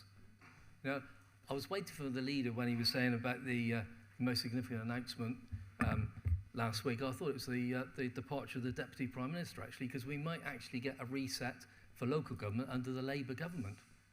You know, when you look at the contributions from the Conservatives for highway maintenance, it's pitiful. And nothing's changed under the Labour Party, is it? There's a modest, tiny little bit more investment for Plymouth roads since the Labour Party gained victory at the general election. But, you know, all parties really have starved highway maintenance for far too long. So, notwithstanding the methodology, we all ought to be standing up for our residents to say, actually, more money needs to be put to local government. And I do struggle that, you know, politicians and residents, everybody uses the public highway, and we can all see across this city and across the country, you know, poor standards of road maintenance. And what I would say to Councillor Tippett, you know, if you go to Cornwall, Cornwall generally seem to have had the better road maintenance policy in Devon and Cornwall as a whole. You know, Devon actually, you go outside Plymouth and you're going out to Yampton until very recently, or up to Totnes, the road surface is shocking. Absolutely shocking. And it's no better, you know, it's no better when you go further up country. So, notwithstanding it, supporting this motion and looking at the pragmatic approach of actually trying to deal with patching rather than an individual pothole, which is something some of us have discussed in many years back, we do need as local councillors through the Local Government Association for the Chancellor, when she eventually does make this long-awaited budget, to give highway maintenance more resource. Because ultimately we're all affected by highway maintenance and the lack of it, whether we use public transport or own private travel. So I welcome the motion, but I hope very much that it's a broader debate to be had with government in the coming weeks. Thank you, Lord Mayor. Does anybody else wish to speak? Councillor Poyser. Thank you, Lord Mayor. I also rise in support of this motion as well, although I do think it's quite cheeky for the Conservatives to be coming into this chamber talking about how we're not maintaining our roads correctly. And as Councillor Nicholson has already addressed the point around austerity, We know that in the last 5 years, over 100, maybe I think it's 120 councils that have declared financial emergencies across England as a result of austerity. There is no money in the pot. Literally, we're doing the best with what we've got. I actually think this motion is probably better served for a scrutiny committee if we're actually presented with some options that we could scrutinise the current performance of the highways contract and what we can do to try and improve delivery of maintaining our highways. But I will be supporting the motion. Does anybody else wish to speak? No. Thank you very much, Lord Mayor. I feel a bit of a loving in here this afternoon, and I've never felt a bit of a loving over tar. Okay, can I just say, you are right, not literally, anyway. You are right, Councillor Woods, and I thank you and Councillor Luggan for your motion, because roads have deteriorated, but not as greatly as the funding to local authorities over the 14 years, which have caused backlog of repairs, etc., which you describe. But you've also highlighted to the Chamber and the public at large Plymouth City Council's commitment to achieving value for money through its management of our highways. And as a responsible council, it is right we do support and challenge Highways Department to deliver continuous improvement and effective management of the highway infrastructure, which, as you stated, but not in metric, 882 kilometres of roads, 1,298 kilometres of footways, and 80 kilometres of cycle paths.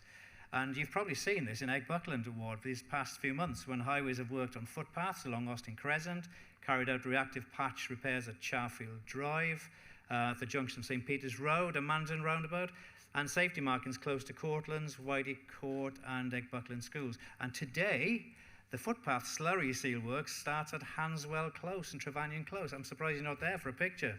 But as you specifically request me to investigate various highways, documentation for how the council repairs potholes and the contract arrangements for doing so, I think it's important to first share what's happening on the ground, sometimes over it, sometimes under it.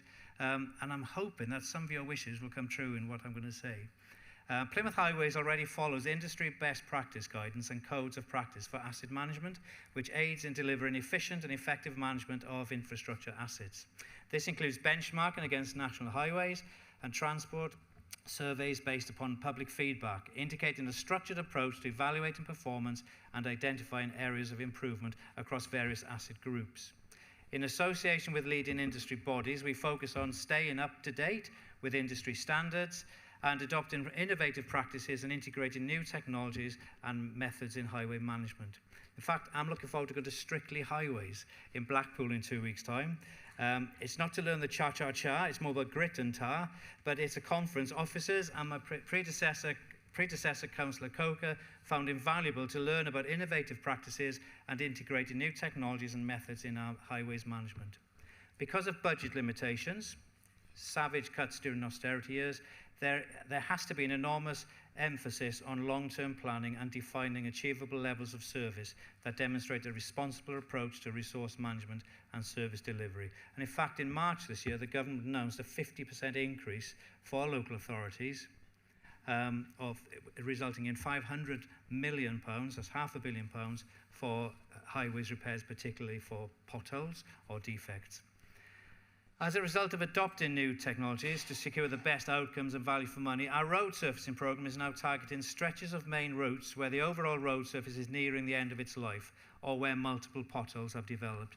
Whilst highways might take 73 years to improve, if all roads had to be improved, wouldn't it be nice to have a 73-year budget plan? But that's not the word. 3 years is a massive improvement on the 1 year we've been used to. This year, 45 Plymouth roads will get a new lease of life as part of a £1.734 million investment. And some of the roads are Culver Way, Egg Buckland Road, Frogmore Avenue, St Peter's Road, Fort Aston. Oh, they're all in Egg Buckland. That's good. You must be so pleased. 5 years ago, under a Conservative-led council, the split between preventative and reactive works was 73% and 27%. For this municipal year, we expect 80% preventative and 20%, which is above the national standard of 75-25. The improvement is due to the investment in tackling defect repairs using the velocity machine for the last 2 years, because there's no excavation, no waste, no heat involved, and its results also allow a significant low carbon footprint.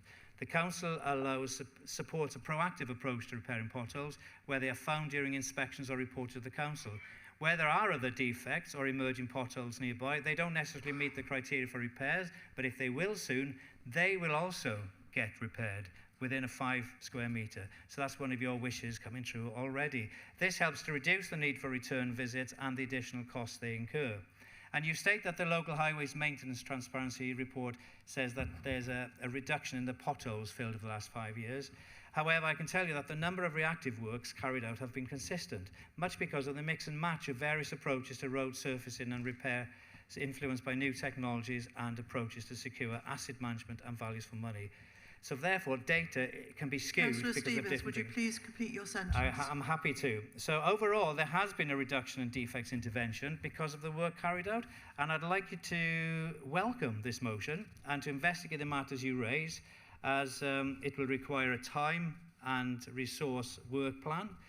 And therefore, Councillor Stevens, I think you're going and into a second therefore, question. I'm still on the same sentence. And therefore, I support the motion, ask all members to do it, and continue to hold the council to account through me at one-to-one meetings and scrutiny, which you do. Thank you.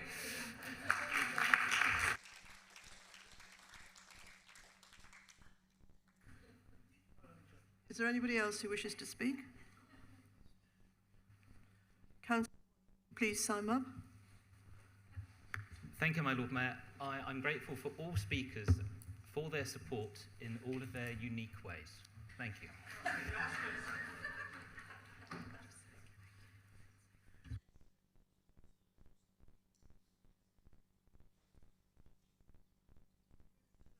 We'll move to the vote now. Would you please, using the buttons on your unit, green for in favour, red for against, amber to abstain.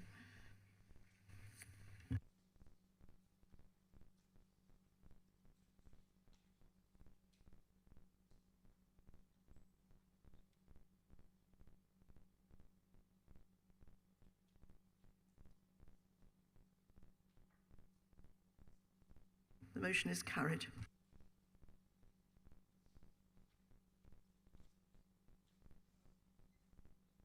We move to item 9B, introducing a fair system of assessing trees suitable for a tree preservation order. Councillor Bridgman, would you like to introduce the motion? Thank you, Lord Mayor, fellow councillors. In recent years, Plymouth has seen the loss of many important trees owned by Plymouth City Council. Their significance was never recognised because the treatment of City Council-owned trees compared with those privately owned has meant that tree preservation orders have not been considered necessary in order to protect them. Is this fair? So I stand before you today to talk about something that silently sustains our lives every single day, and yet Plymouth has a poor reputation for protecting them, our trees. Trees are more than just greenery. They are the lungs of our planet, absorbing carbon dioxide and releasing the oxygen that we breathe. And yet we, the councillors, are failing to protect them. Trees provide shade, food, medicine, habitats for countless species, and they keep our soil and water healthy. In recent years in Plymouth, we have seen thousands of trees destroyed for new development. I really don't need to mention the obvious today. But in my ward alone, there were over 500 cut down for the Forder Valley Link Road. This was ancient woodland, and we have since witnessed the displacement of displaced deer all over the city. Over 100 cut down at the front of Derriford Hospital, and even more on Morley Drive.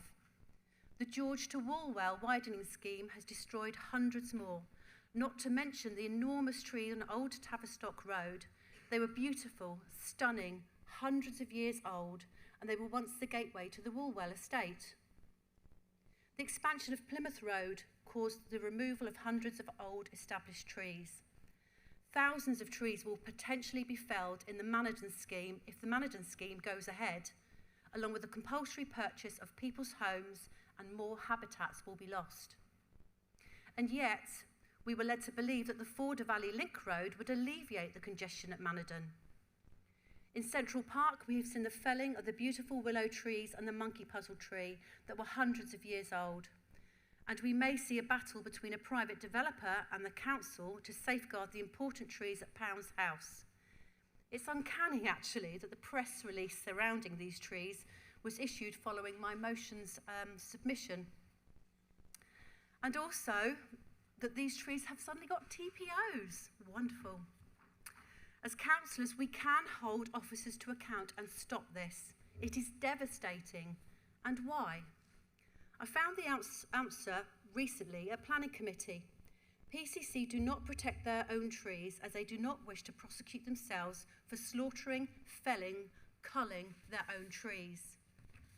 I raised this with Councillor Bill Stevens, the chair of planning at the time, you may recall, Bill, and I've suggested dedicated training for members on tree preservation orders and the loopholes. And this is the reason I bring this motion to you today. We must consider tree protection orders irrespective of land ownership. We must request the Cabinet Member for Environment and Climate Change to prepare and publish a schedule of City Council-owned trees that are worthy of being protected by tree preservation orders, and arrange for such orders to be processed by the City Council within the next 6 months. This should be a dedicated decision and not handed over to scrutiny. When I held the role of Cabinet Member for Environment and Street Scene, I was also the tree ambassador for the city, a role I took incredibly seriously and spent some time learning about the different species and how they enhance our everyday lives. However, sometimes there are good times to fell trees, Embankment Road, for example, which were hazardous to pedestrians, cyclists and motorists. I really hope that those trees have been replaced with somewhere suitable within the city and the wood has been recycled into something worthy. So to sum up, the choice is ours. The time to act is now. Protecting our trees means protecting life and respecting the long life that some of our trees have had and how they enrich our everyday lives. So on behalf of the people of Plymouth, on behalf of our wildlife, on behalf of the environment and the climate change agenda, on behalf of our trees, please support this motion today. Thank you, Lord Mayor. Councillor Patrick Nicholson, I understand you will second the motion. Would you like to speak now? Right. Yes, please, Lord Mayor, if I may speak now. Thank you very much indeed, Lord Mayor, and well done, Councillor Mrs Bridgman, for an excellent proposition before Council today. It was the last Council meeting that we debated the report on the independent panel with regard to Armada Way. And most of the issues of Armada Way, we all know, were around the felling of trees. We attended a recent planning committee meeting where the substantial issue at Wilmot Gardens, as Councillor Mrs Bridgman has mentioned, was around our environment, around historic trees. And it can't be right, we had it from the officer at the planning committee, it can't be right that the City Council believes it to be above being considered and scrutinised by the public by not safeguarding those important trees around the city, where they would expect other landowners, private landowners and other landowners of other public bodies to be subject to tree preservation orders. Now, you know, some of us on this council have had over the years responsibility. Now, I know that the traction of democracy and the inability sometimes to change policy can be difficult for the politician, and I've had an opportunity to try and address this in the past, and it was never actioned. I think this council needs to stand united in saying to the organisation, saying to the public, that where we believe trees are making a significant and major contribution to the city, they should receive the same protection as trees on private land. And that in future, when officers and those third parties we contract to do design schemes for building, road alterations and so forth, they will know the significance of trees that are protected because they'll be identified. So if we just look really at the Managing Junction, you know, pretty much those trees around the Managing Junction haven't got tree preservation orders. So the designer who might live in Exeter or somewhere else in the United Kingdom, who's designing the scheme for Plymouth City Council, won't really know about the Managing Junction, might have visited it a couple of times before they're they're on their computer designing a road scheme. We need to flesh out and actually state loud and clear that certain trees need to be designed out as schemes. And I do speak as a former cabinet member that picked up from the Labour Party the Derriford roundabout scheme. And actually there was insufficient money put into that scheme approved by the council to replace the trees. And it's a similar situation, as Councillor Mrs Bridgen has alluded to, the loss of trees in Plymouth Road in Plympton. You know, as a Plympton councillor, picking up again from Councillor Coker, trying to fight the officers to get a few trees planted, it's a major operation. And it shouldn't be the case. It should not be the case. And it's the case because trees are an insignificant issue to a lot of those involved in development. And that isn't the case. That should not be the case. And whilst this council says that we don't on our own land need to identify the important trees, they will never be first consideration on changes to the landscape of our city. They'll be insignificant and irrelevant. And that's not good enough. And that's why I'm very, very happy to support my colleague, Councillor Mrs Bridgman, in bringing this motion to have a change to our approach and our policy and to demonstrate to the public that we do listen to them. We take on board the concerns that they expressed on a Armada Way. We take on board, as the Planning Committee rightly did very recently, on a change of approach on Wilmot Gardens, and that we will put trees and we will put the landscape of our city on, if not first, on equal footing with other considerations. At the moment, it lags behind and it's not good enough, Lord Mayor, and I'm not prepared as an individual councillor to accept it. So if this isn't supported, then the campaign on a variety of schemes across the city around the loss of trees will continue. Whereas we could reset our policy by supporting this motion and actually commit to having a fair and equal treatment for the trees throughout this city. So I hope very much that all members of this council will feel able to support the motion so ably put by Councillor Maddie Bridgman and seconded by myself today as a fair way forward, and to give the Cabinet member an opportunity to provide a schedule to members in an open and transparent way to identify those that do need to be protected, so that we show to the public that we care about our environment, we're prepared to act today, and at the end of the day, we hope very much that certainly the majority of the council, if not the whole of the council, will support the motion put before you today. Thank you, Lord Mayor.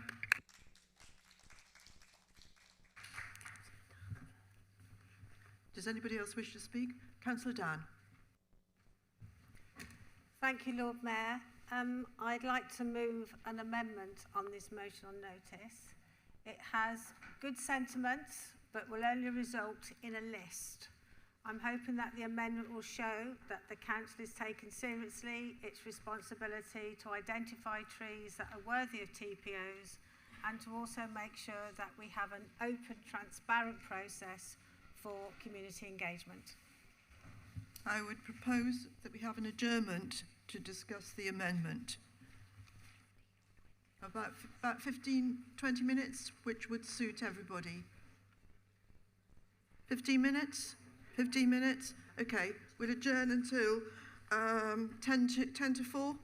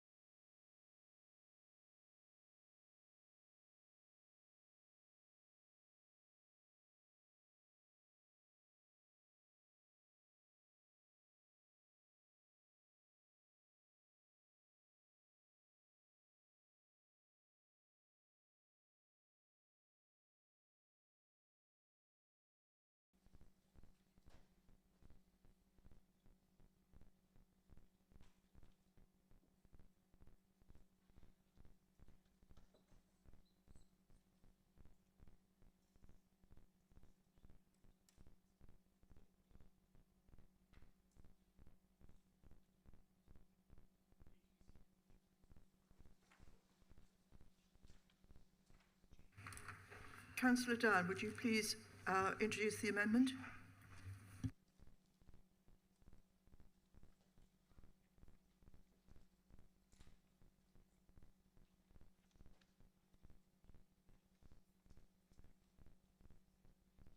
I'm just a little concerned that the Green Party are not back. Shall I just carry on?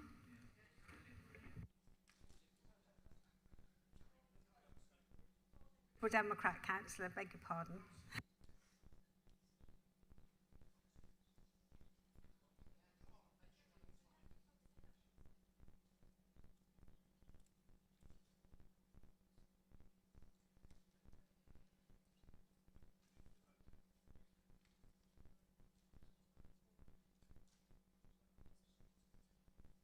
Councillor Dunn, would you please go ahead? Thank you, Lord Mayor. We've amended the motion for two things. One, because we felt that we needed to really reflect the essential need to show how and where the public can get engaged when we're doing any form of consultation or engagement around trees. This came out in the Armada Way review and wasn't reflected in the original motion. And the second thing is, the motion you have asked for would have just been a list.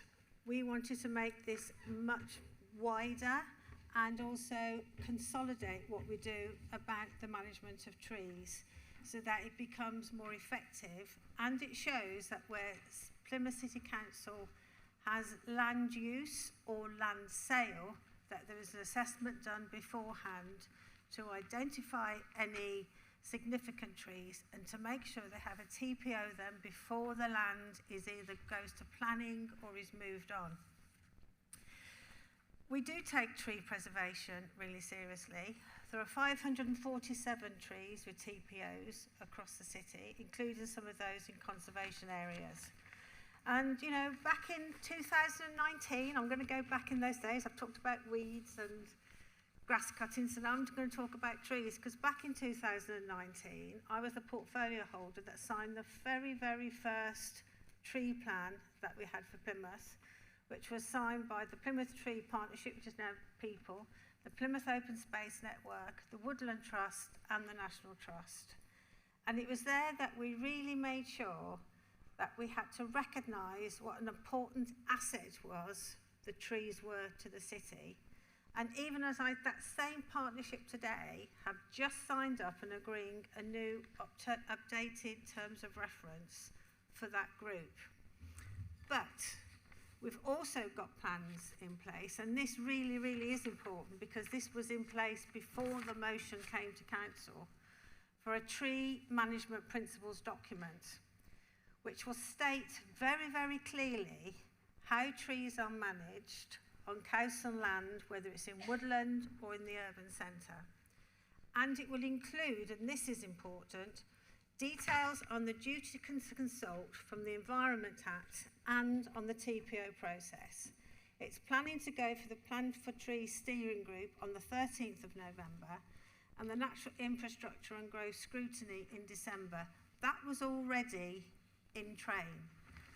Those two things will absolutely ensure that moving forwards, although the tree regulations say that we don't have to put a TPO on our own land, by accepting this amendment, it clearly states that members of the public can put a request for a TPO on trees of significant value and imminent risk if it's located on council land. And it also makes it absolutely clear and guarantees that where Plymouth City Council land is being sold or has a change of use, there's a tree assessment to establish whether any of those trees meet the TPO criteria, and they will have a TPO added before the site goes to planning or for sale. And that is really important. And for the cynics in the room who think, oh, you know what, this is just rubbish. We didn't get Tree City of the World because we don't plant trees.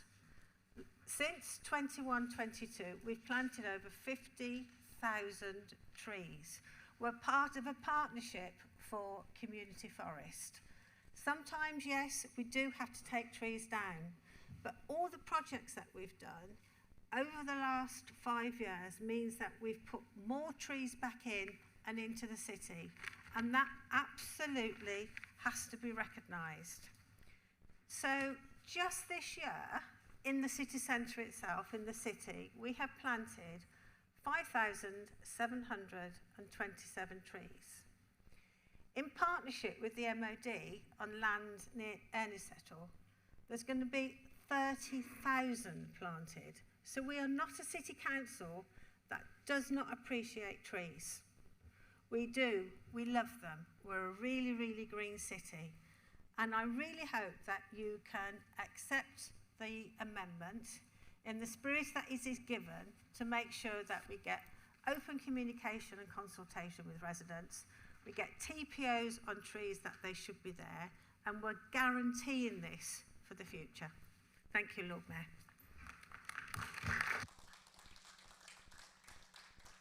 Councillor Bill Stevens, I understand you are seconding the amendment. Do you wish to speak now or reserve your right? I am indeed, Lord Mayor, and I'd like to reserve my right to speak with your permission. Anybody else wish to speak? Councillor Morton.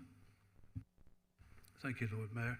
I'm pleased to support this amended motion on notice because it sets things out in a very clear fashion so that there can't be any misunderstandings by the public.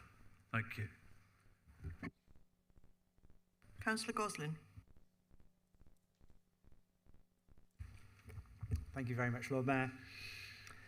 Just this morning, I came to this chamber after greeting over 1,000 new students of psychology into the city from across the country and the world, and now you're thinking, what's this got to do with trees? So during my introduction, I told them about a module that I'll be studying called environmental psychology, which is around how the natural environment affects us and how we affect the natural environment. And one of the things that all these students will be learning about is how profound our environment, both the built environment and our natural environment, affects our own psychological well-being and the importance it has on our lives.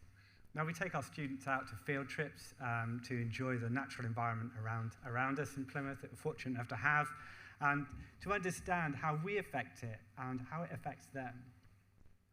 Now, trees are an important part of our natural environment, and we need to safeguard them to safeguard ourselves. So protecting the trees is not just about protecting trees for their own sake, but also protecting ourselves, because an ugly environment results in an ugly psychology and ugliness in our psychological well-being. Now, I was fortunate as a child to grow up in the country, my house backed out into a large forest called the Big Covert. Now, the Big Covert was my playground as a child. I grew up amongst the trees of the Big Covert. I don't have a romantic ideal around trees, having grown up with them all my childhood. It just seems a natural part of my environment, but it is an important part of my environment, and that's why I enjoy and cherish trees so much. So this is why this motion is so important, and why this amendment to the motion is important. It goes further, and I'd like to thank the original proposer to this motion. I think it's important that we acknowledge the challenges around our natural environment and the protection of trees, and some of the shortcomings that we've seen on the council, whoever has been in charge of it. So this was raised during the Wilmot Gardens planning when the campaigners in support of that green space highlighted the difficulties they had in gaining TPOs on those trees in that space, and that the council officers had intimated that they are guardians of those trees and therefore would be under no danger from the council. And I highlighted that many campaigners and many members of the public were judged from the past performance of the council that they might also be a danger and a threat. The council itself might be an imminent threat to those trees. So this is why I welcome this levelling of the playing field between trees held on private land and trees held on council land. So the trees, it makes no difference where your roots lie. It's the importance is that you'll keep on growing and that you keep on basically making a positive impact on people's well-being and the environment. So I welcome these amendments to the motion, especially item 2, which I had a part in proposing as part of this amendment, which is that it's essential to gain the trust of the public and that the community have an input into proposing which trees in the environment should be protected. And this is an essential part, I think, and one of the most important parts of this amendment, is that if you live in a community where you have trees around you and you believe them to be a threat, a potential imminent threat, and that they are a cherished part of your environment, you look out of your window or when you're walking down the road and you see these beautiful trees around you, you want to preserve them as part of your natural environment, and also because it brings you joy and warmth and well-being in your environment. And that should be a part of this process, is that it's not for the council alone to decide which trees should live or die, but also that the members of the public should also be involved in that process. Which is why I think this amendment goes further. It's an important amendment to bring the community into this process so that the community themselves can feel that they can propose that trees in their environment should be protected, whether they belong to private individuals or whether they belong to the council. That level playing field is so important. So I really would commend this amendment and, as part of the original motion, to the full council. I hope it will get full support of the council, basically for finally bringing a level playing field to all trees across Plymouth City, Plymouth, whether they're owned, whoever they're owned by, and to give the community an important voice in what trees should be preserved and how. Thank you very much, Lord Mayor.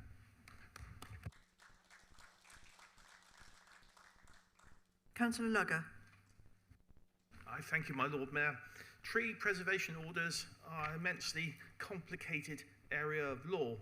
I've spent most of my professional life telling developers not to cut down trees that are protected, otherwise they'll end up in prison. So I'm grateful for the amendment. It links the tree management principle document, which I think is a fundamental part of this. Also, the amendment to clause 1 in the jurat to add the body of the tree preservation order as well is a good amendment. Excellent proposal. Happy to put both halves of this together to make one good motion on notice. Thank you, Councillor Nicholson, for this one, and thank you, Councillor Dan, for the amendment. Thank you, Lord Mayor. Councillor Macaulay. Thank you, Lord Mayor. So I do want to recognise, first of all, the original motion and the amendment by the Labour Group for moving this issue forward. I do need to raise one point of issue with it. As Councillor Lugger correctly identified, this is a really delicate area of law, and I do feel like there is a bit of an overlook and a mistake within the motion.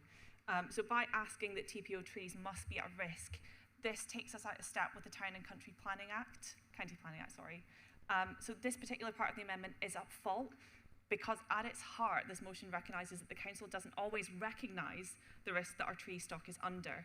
The factor of risk in this motion needs to be removed and the focus needs to be entirely on amenity value as the standard criteria stands. So there is an ask here to remove that particular part. Are you proposing an amendment to the amendment? If that is allowed.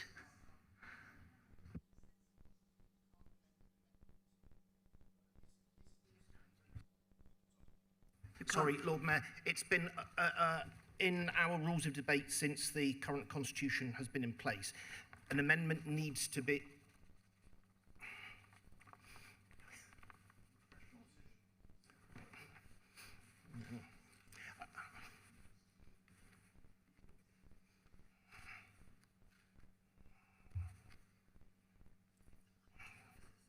An amendment needs to be dealt with. That then becomes the substantive, whether it's agreed or voted down, and then any other proposals can be brought to the then substantive. Yeah, thank you. Right. Councillor Patrick Nicholson. Thank you very much indeed, Lord Mayor, and thank you for the contributions that members have made. And perhaps I'll pick up on Councillor Macleigh's point, because it's a very valid point. What this doesn't distinguish the amendment from Councillor Dan is that there are different types of tree preservation order. Normally the ones at imminent risk, there's an emergency tree preservation order, and it often tends to be an order that groups trees. Doesn't necessarily have to, but it tends to. And that is an immediate process that trees at risk, the local authority apply. What then happens is the emergency tree preservation order will then generally revert back to the normal process, which allows the owner of the land to object to a tree preservation order, which objections then come via Councillor Stevens' planning committee for discussion by the planning committee. So we're saying TPOs, but there are different methods of applying a TPO or TPOs in respect of trees. And Councillor McClay is absolutely right. There is significant difference between significant amenity value and imminent risk. Now, if you look at the weekly list, the planning applications, we have a constant flow. Generally don't come to planning committee, we have a constant flow of applications for trees that are in good health, but they're still subject to tree preservation orders. So I'm afraid, Councillor Dan, the advice you've been given by officers is slightly misleading, or you've indeed influenced what you've been given in the way of advice, because we're mixing the detail here, and I completely accept Councillor McClay's point. If this goes through as written, then I think as a council we can still deal with it when we get to the tree management principles document, because certainly the devil's always in the detail. At the moment, you are conflating two issues which actually undermine the spirit with which I think the Labour Party have moved this amendment. Ultimately, this is about protecting trees, and it is about getting an appropriate way forward. Now, it will involve more work for the local authority, and Councillor Gosling's contribution was excellent. It is important that the public have confidence in our process. And I think we can tease out, potentially, unless other members wish to move an amendment, we can tease out that there are differences between significant amenity value, because all those applications you get on a weekly basis or monthly basis from members of the public for perfectly healthy trees, you're effectively saying they shouldn't have a TPO on, which is complete bunkum. Amenity value is primarily the reason why trees on private land do have tree preservation orders, because they're so significant to the local community. The amenity value needs to be protected. They aren't all at imminent risk. If you go around, Compton Ward, Manor-Mead, there's loads of TPO trees in Manor-Mead. They're not on imminent risk of being felled by the property owner. They've been there like 50, 60, 70, 80, 90 years, so they're not an imminent risk. So let's see the detail, through you, Lord Mayor, when actually officers and the cabinet member is present and brings it in the next 6 months. Let us look at the detail, make sure that actually the point that's been raised in this debate is separated, because it's complete rubbish as is written. It is not the way that TPOs operate, and it isn't the way it should be, and we shouldn't be saying that only council trees that are imminent of being felled are worthy of being recognised, because I don't think that's what Councillor Dan really means. He might be saying that, but that's not really the spirit that Councillor Mrs. Bridgman's motion was brought today. Significant amenity value is the #1 reason. And I do totally accept that this city plants loads of trees. But that isn't what the public's concerned about. It's concerned about those trees with significant amenity value being felled by the council without much consultation, and recognising that amenity value. That's the fundamental reason why there's a disconnect between this local authority and its public, because it's not known how to handle the well-being of our trees in the last year or so. So, on balance, I'll accept the motion just to move it on, the amendment to move it on. Obviously, it's ultimately up to Councillor Mrs. Bridgman, but we do need to make progress on this in the coming months, and I hope the spirit that is being moved will be accepted. I would say to Councillor Penberthy, he's just signed off an executive decision on Pounds House. No mention of TPOs in the documentation that went through the executive decision that I could see, and I'll stand corrected by Councillor Penberthy. Irrespective of press releases, the documentation that I read online of his executive decision did not indicate anything about TPOs. So you may want to reconsider that decision that's only just been made. Thank you, Lord Mayor. Councillor Penberthy. Thank you, my Lord Mayor. I wasn't going to speak, but as I have just been challenged on something that is about decision-making, I think I need to. The decision I signed was for a loss of public open space. That is a very specific decision about whether public open space remains public open space or not. It is no other decision. That decision is a standalone decision. It does not impact on the listings or anything else of Pounds House or its immediate environs, including the whole of the terracing and the trees planted in that area. TPOs are something different. I asked for an assessment of trees to be done before the loss of public open space. However, I wasn't going to ask for the legal process to start on the TPOs until we had finished the process of the loss of public open space. So we did the first, and then we have done the second, because I didn't want to spend money on doing something until we had completed the first process. So they are separate and they relate to each other. Will the council take an intervention?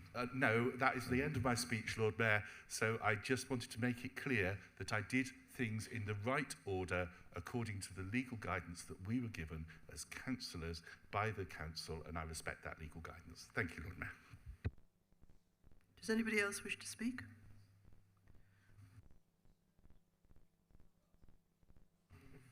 Thank you, Lord Mayor. Yes, no, I just wanted to say I was involved in the conversations around Wilmot Garden, and to me, the point around imminent risk is really interesting. Point 4, I believe, is very innovative with Councillor Dan's revisions, particularly because that is the mechanism that would safeguard trees that had community value, because it puts weight on imminent risk. So I fully take on board point 1. Maybe there could be some clarification from officers on the exact terminology and wording, but actually point 4 is the piece that protects those trees. Thank you, Lord Mayor. Does anybody else wish to speak? Councillor Down, would you please sum up? Councillor Stevens. I knew you wouldn't forget me, Lord Mayor. There are two separate issues here, but they're not being unfairly or irrationally conflated. One is the implementation of a tree preservation order, which, as we've heard, happens quite regularly. The second is which trees actually qualify, which jump over the hoop to get into that process. And that's what surprised everybody, I think, regardless of political party, at the planning committee when we discussed the Wilmot Gardens application. And I couldn't see then, and I can't see now, a reason why ownership of a tree would exclude that tree from consideration. The fact that one tree gets transferred from one owner to another doesn't change its amenity value at all. The tree is still there, whether it has minimal value or significant value. What changes it, or the change that applies to the tree under those circumstances, is a potential risk that, as we've heard, that whether it be Pounds House or Wilmot Gardens or anywhere else, if they're subject to plans other people have, then we might want to step in as a local planning authority to protect them in the appropriate way. So I think the fact that this is something that has clearly been usual practice for an awful long time, including when Councillor Bridgman was our tree ambassador, was it? And nothing happened to change this. And even when Councillor Nicholson was leader of the council, he couldn't get, despite his great efforts, he couldn't get it. It's taken a Labour amendment to get this change through, and I'm very happy to support it. I think that adopting the tree management approach that Councillor Dan spoke about and is referenced in the amendment is absolutely key. That will give people a single place to go to feed in their thoughts, to see what's going on, to find out the latest situation, area by area, site by site, neighbourhood by neighbourhood, and that I very warmly welcome. I think that the best thing we can do is to pass this as soon as possible to make sure this process of excluding council trees from the process is ended. I didn't approve of that when I heard about it a couple of months ago, and I think the quicker we can get to ending that, the better. This is a very, very sensible suggestion. It's got nothing at all to do with Liberal Democrats on Devon County Council. They have played absolutely no role at all in bringing this forward, let me assure everybody. And I'm very happy to second it, and I look forward to this decision here today playing a substantial role in the protection of our green spaces across the city years into the future.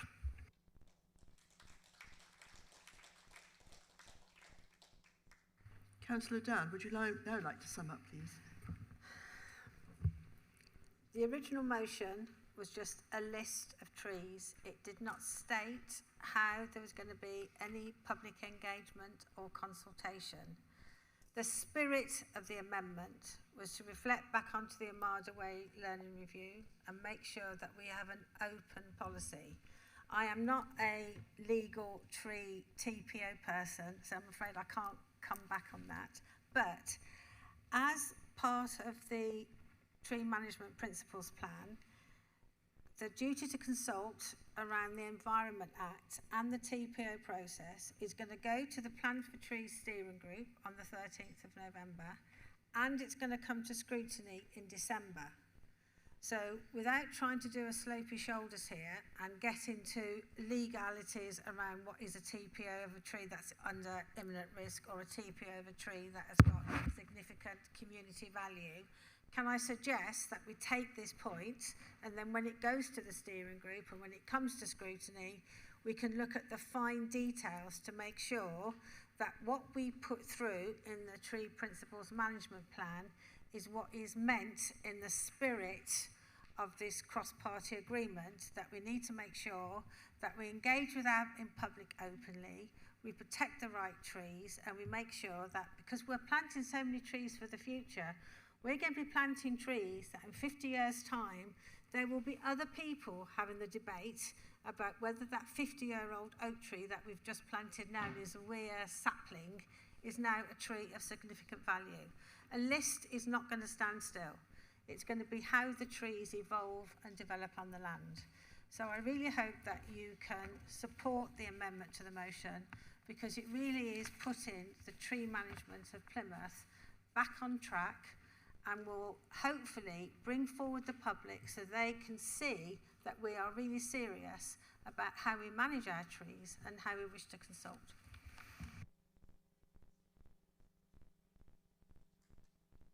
Right. We now turn to the vote on the amendment. So please, using the buttons on your unit, would you please vote?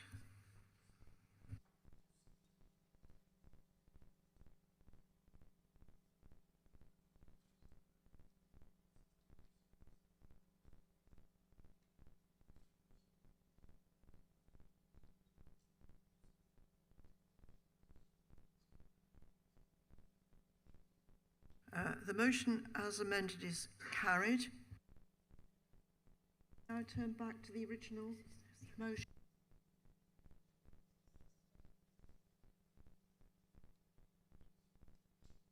So this now becomes a substantive motion, and we debate this as amended. Does anybody wish to speak? Councillor Poyser. Thank you, Lord Mayor. I'd just like to also congratulate the independent group for bringing this forward as well, and the amendment that's come forward from Labour. So just speaking on the substantive aspect here, I'd just like to remind the Chamber that on the 27th of March 2023, seems like a long time ago now, Councillor McLean and myself put forward a motion to this Chamber which was passed unanimously. And that was to start a full independent review on Armada Way, which has been successfully completed. There was two aspects to that motion. The independent review was the first aspect. The second aspect, there was the establishment of a tree panel. I would like to propose that the current administration establish that tree panel, which should be made up of establishment of a multi-stakeholder tree panel with cross-party representation. Councillor Poyser, are you proposing an amendment? I would like to just make a recommendation here, if that's possible, to be recommendation. So, a working group which would include co-op teams, expertise in the Councillor field. Poyser, it needs to be an amendment. Okay, we propose it as amendment then. We could do that, yeah? We need a seconder and we need to have it in writing. Second that? Yeah. Mr Maclay will second it. Is that right? Could we have it in writing, please? And we'll need to have an adjournment. Okay. I would suggest that it's probably tea time. So I would suggest we break for tea and come back when, 5 o'clock? And come back at 5 o'clock.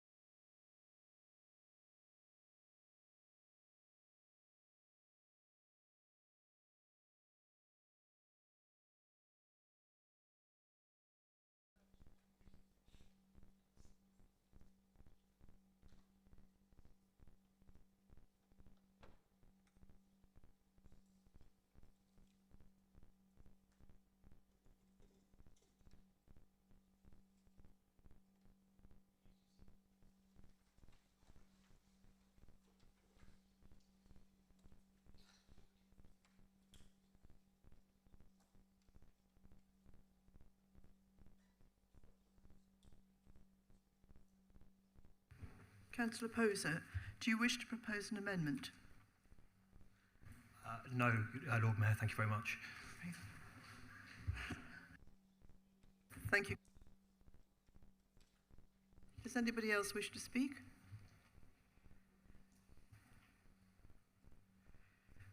No? I think then it's Councillor Bridgman sums up. Councillor Bridgman, would you please like to sum up on the substantive motion?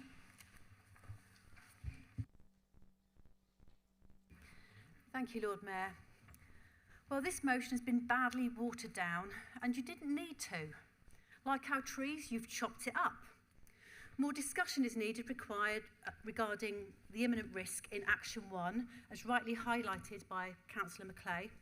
And I wanted to say thank you very much to Councillor Gosling's contribution as well, because we were both on planning committee when Wilmot Gardens was there, so thank you so much for recognising that.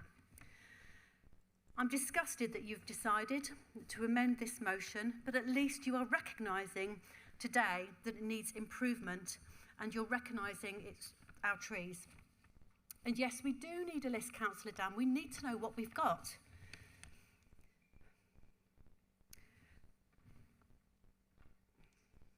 This is something that affects us all, and what is actually become very clear is that we all need training on TPOs and the different kind of TPOs that we've actually got in the council. And the tree management principle document, that's the first I've heard of that, Councillor Dan, but please may I have a copy so I can see if it's robust and if it will actually look after our trees, obviously when it's released. And you mentioned 50,000 trees planted. Were these small whips, saplings? They hardly replace hundreds and hundreds of years' worth of growth. But even so, I will sum up now, Lord Mayor. I'm pleased that I have brought this to your attention, and I look forward with bated breath and anticipation for the ongoing process. Thank you, Lord Mayor. Thank you, Councillor Bridgman. We'll move to the vote now. Would you please vote using the buttons on your keypad?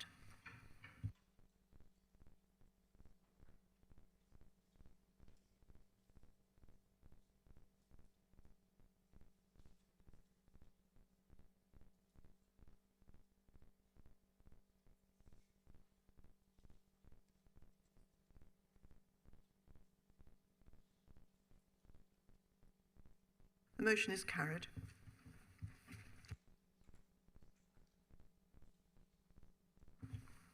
We now turn to item 9C.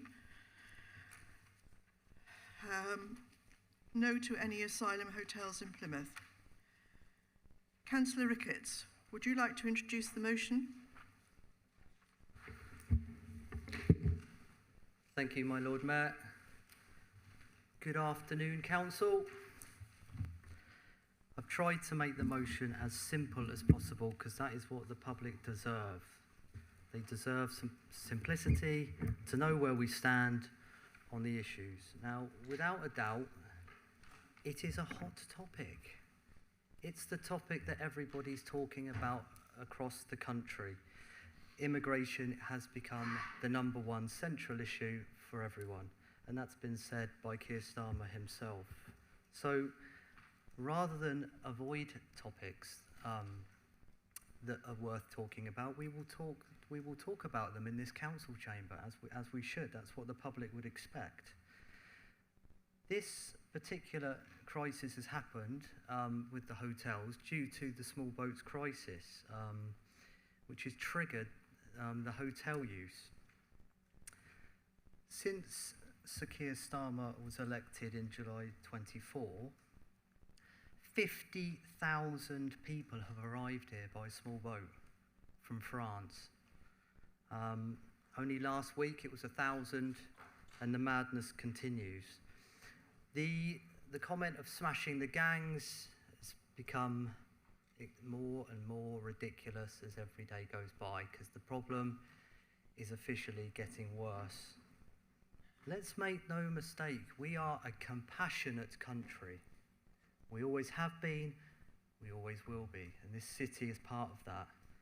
But as we are a compassionate city and country, we need to also acknowledge when things are going wrong. And our asylum system is wrong, and it's being abused.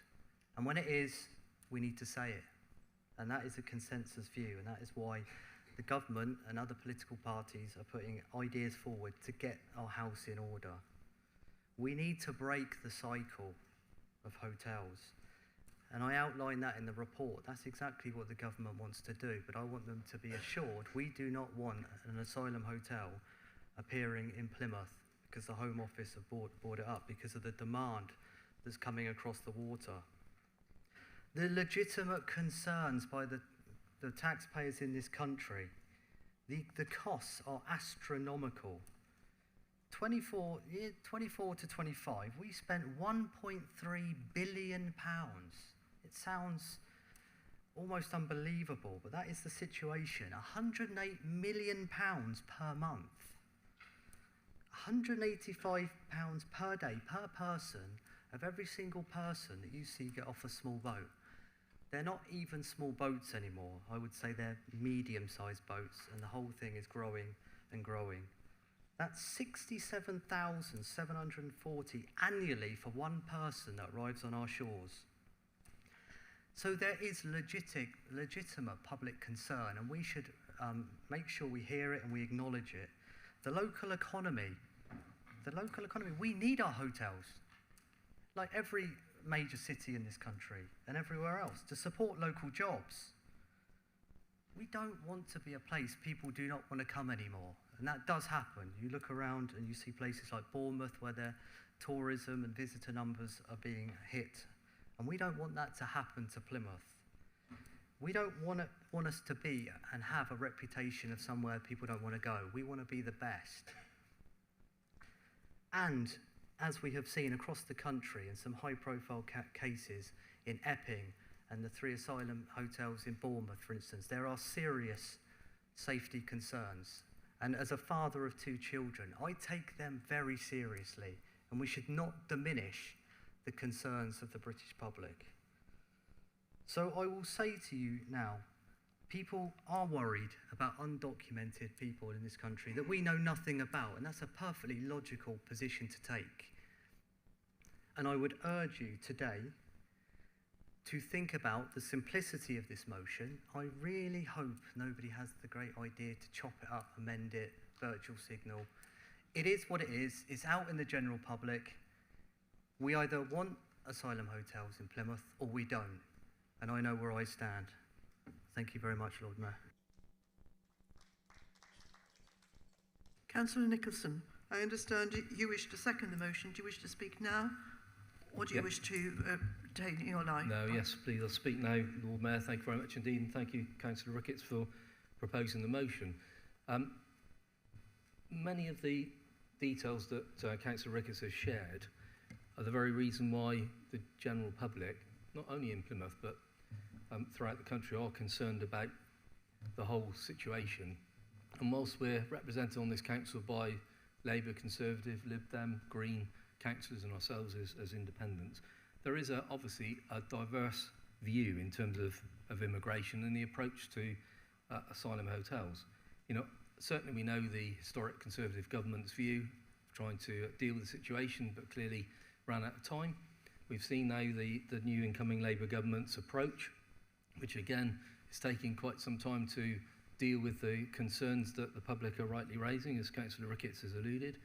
You know, the Green Party, who believe in open borders, obviously have a different approach to Labour and Conservatives. Indeed, the Lib Dems are probably close to the Green Party's policy of having a lot more openness in terms of the transition of people into the United Kingdom. And that's the beauty of politics. There's choices the electorate can make when they go to the ballot box in terms of what stance is taken. But clearly the public at the moment, quite rightly, as Councillor Ricketts said, are concerned about the numbers and the capacity of local communities throughout the United Kingdom to cope with it. And certainly when you look at Plymouth with our housing waiting list, the proposals that Councillor Penberthy is trying to push through of speeding up the delivery of new housing provision in Plymouth, there is a balance to be had. And we should be open and welcoming to those that need to seek asylum and refuge from those countries that are war-torn. But clearly what we're seeing with small boats and the asylum hotel situation is that there are actually people that are coming to the United Kingdom that are not eligible to come, and therefore we shouldn't be making provision and affecting the impact of our local communities. So as Councillor Ricketts has proposed, it's a very simple request that the leader of the Plymouth City Council writes a letter to the government to state that Plymouth does not want any asylum hotels in Plymouth. A very simple statement, one that should put on record for the general public the view of the council as a whole, if the council supports the motion, rather than us, and this is really our first opportunity since the escalation of public concern in recent weeks, to put on record what our view is, and the fact that there is a balance to be had, and that, as Councillor Ricketts has said, we don't want to impact our own community, and certainly our tourist economy and the impact on local services by the Home Office imposing upon Plymouth asylum hotels.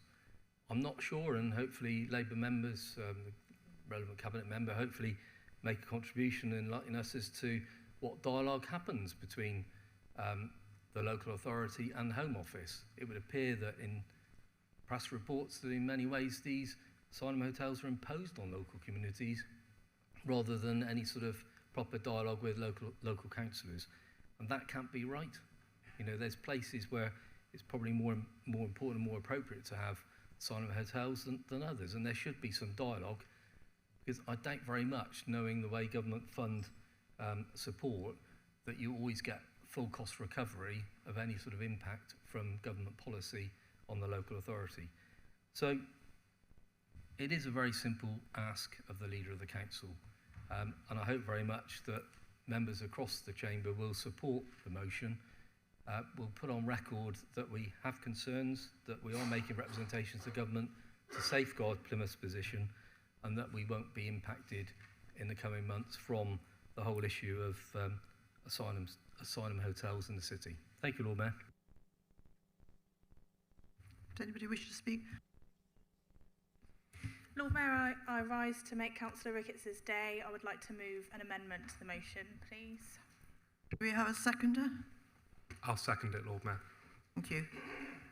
Could you circulate the amendment? We will have an adjournment. Is 15 minutes sufficient?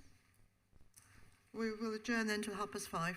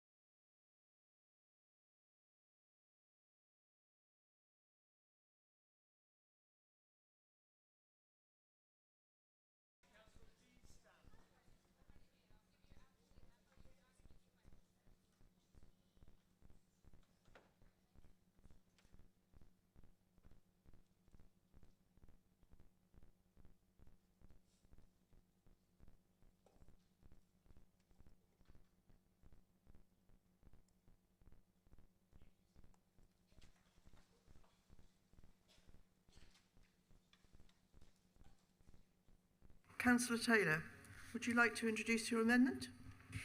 Thank you, Lord Mayor. I'll start my speech with 5 words I never thought I would utter in this chamber. I agree with Councillor Ricketts. I agree that we should not be using hotels to house asylum seekers, or any other person for that matter, regardless of who they are, where they come from, or the reasons why they need accommodation.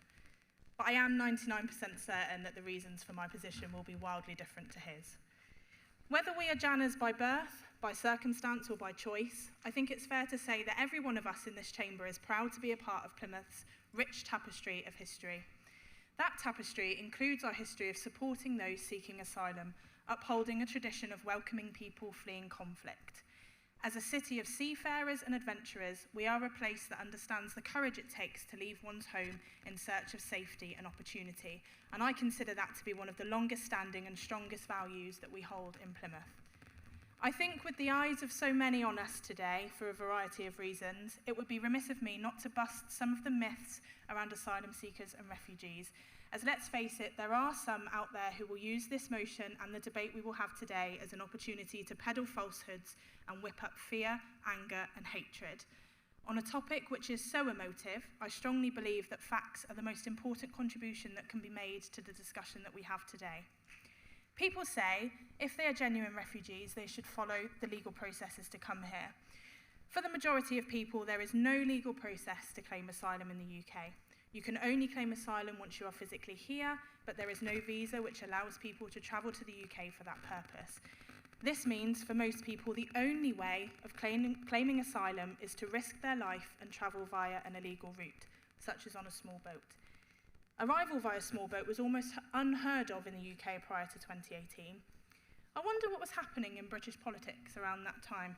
It could have been our withdrawal from the European Union and therefore from the Dublin regulations, the mechanism which allows the British government to return asylum seekers to the first safe country that they entered, and by which we are no longer bound, but I will leave that thought hanging in the air for those who believed that Brexit would solve the UK's immigration woes.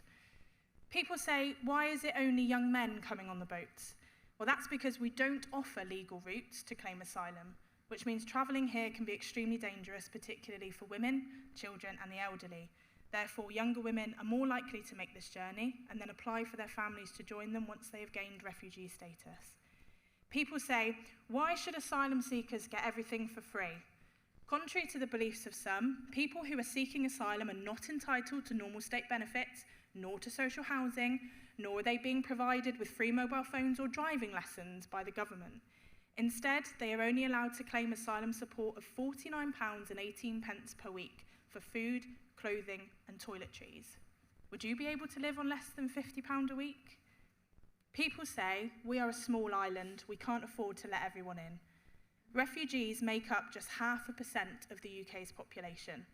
7 in 10 of those seeking asylum because of persecution, conflict, violence, homophobia or human rights violations come from just 5 countries: South Sudan, Syria, Venezuela, Afghanistan and Ukraine.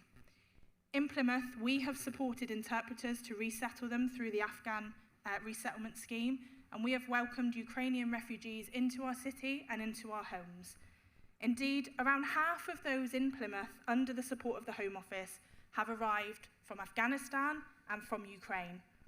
The full number of those in Plymouth, under the support of the Home Office, by the way, equates to 0.32%. In Plymouth, asylum seekers make up less than 500 of our population of over 270,000. 18 in every 10,000 people. Of the 57 of us in this chamber, that is 1/10 of a person, which is an interesting statistic given that at least one person sat beside us on these benches today has sought refuge in our city and in our country. So I am glad that we do not have asylum hotels in Plymouth and that we never have. Hotels are not a suitable place for anyone to be living in a first world country in the 21st century. Not asylum seekers, not homeless families, not you or I, Lord Mayor. So my hope is that Councillor Ricketts will support this amendment today, as it adds to his motion the compassion and kindness that people in Plymouth have shown to others in need for many years gone by, and I hope will continue for many years to come.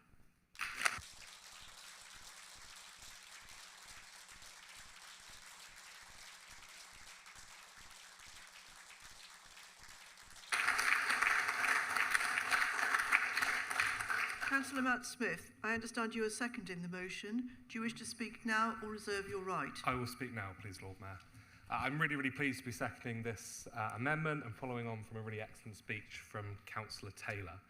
I was a little bit surprised that Councillor Ricketts felt the need to bring this motion in the first place, given in his own motion it does say that we don't have asylum hotels in Plymouth. I can add we have never had asylum hotels in Plymouth, and his own acknowledgement of the fact that the government is committed to ending the use of these hotels.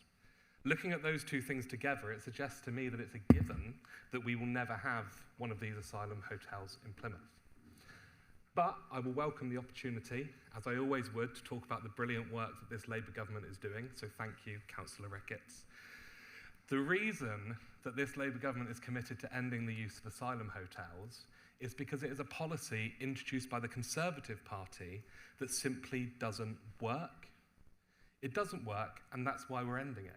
And we're already having success, because as of now, there are 43% fewer asylum seekers in hotels than there were at the peak under the Conservative Party. So what we're doing is working, and I'm glad that it's working, because I don't want to see asylum seekers in hotels, whether it be in Plymouth or elsewhere in the country. And that's because they are utterly unsuitable places for asylum seekers or anybody else to be living.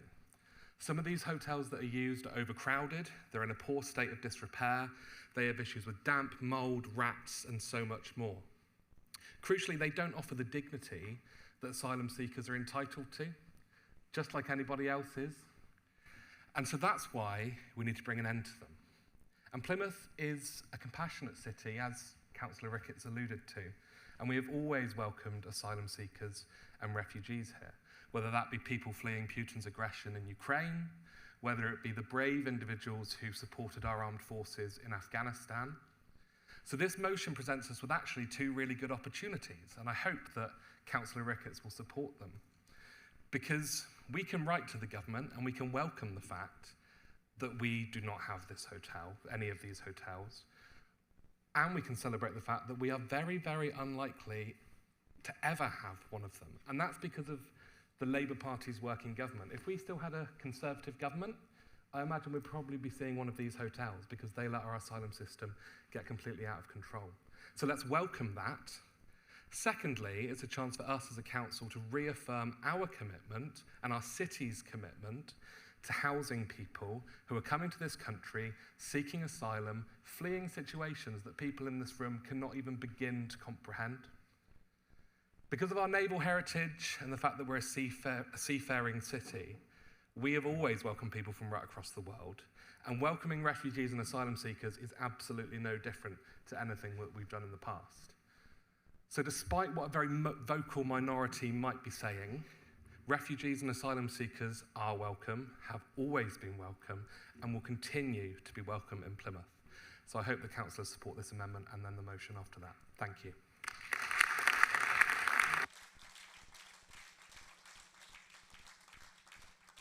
Does anybody else wish to speak? Councillor Ricketts. Thank you, my Lord Mayor. I feared this would happen. It's kind of a long time within the council and looking within, these things happen. It was a very simple motion. It was in the public domain with a very simple ask, and you've just tried to monopolise it with compassion, okay?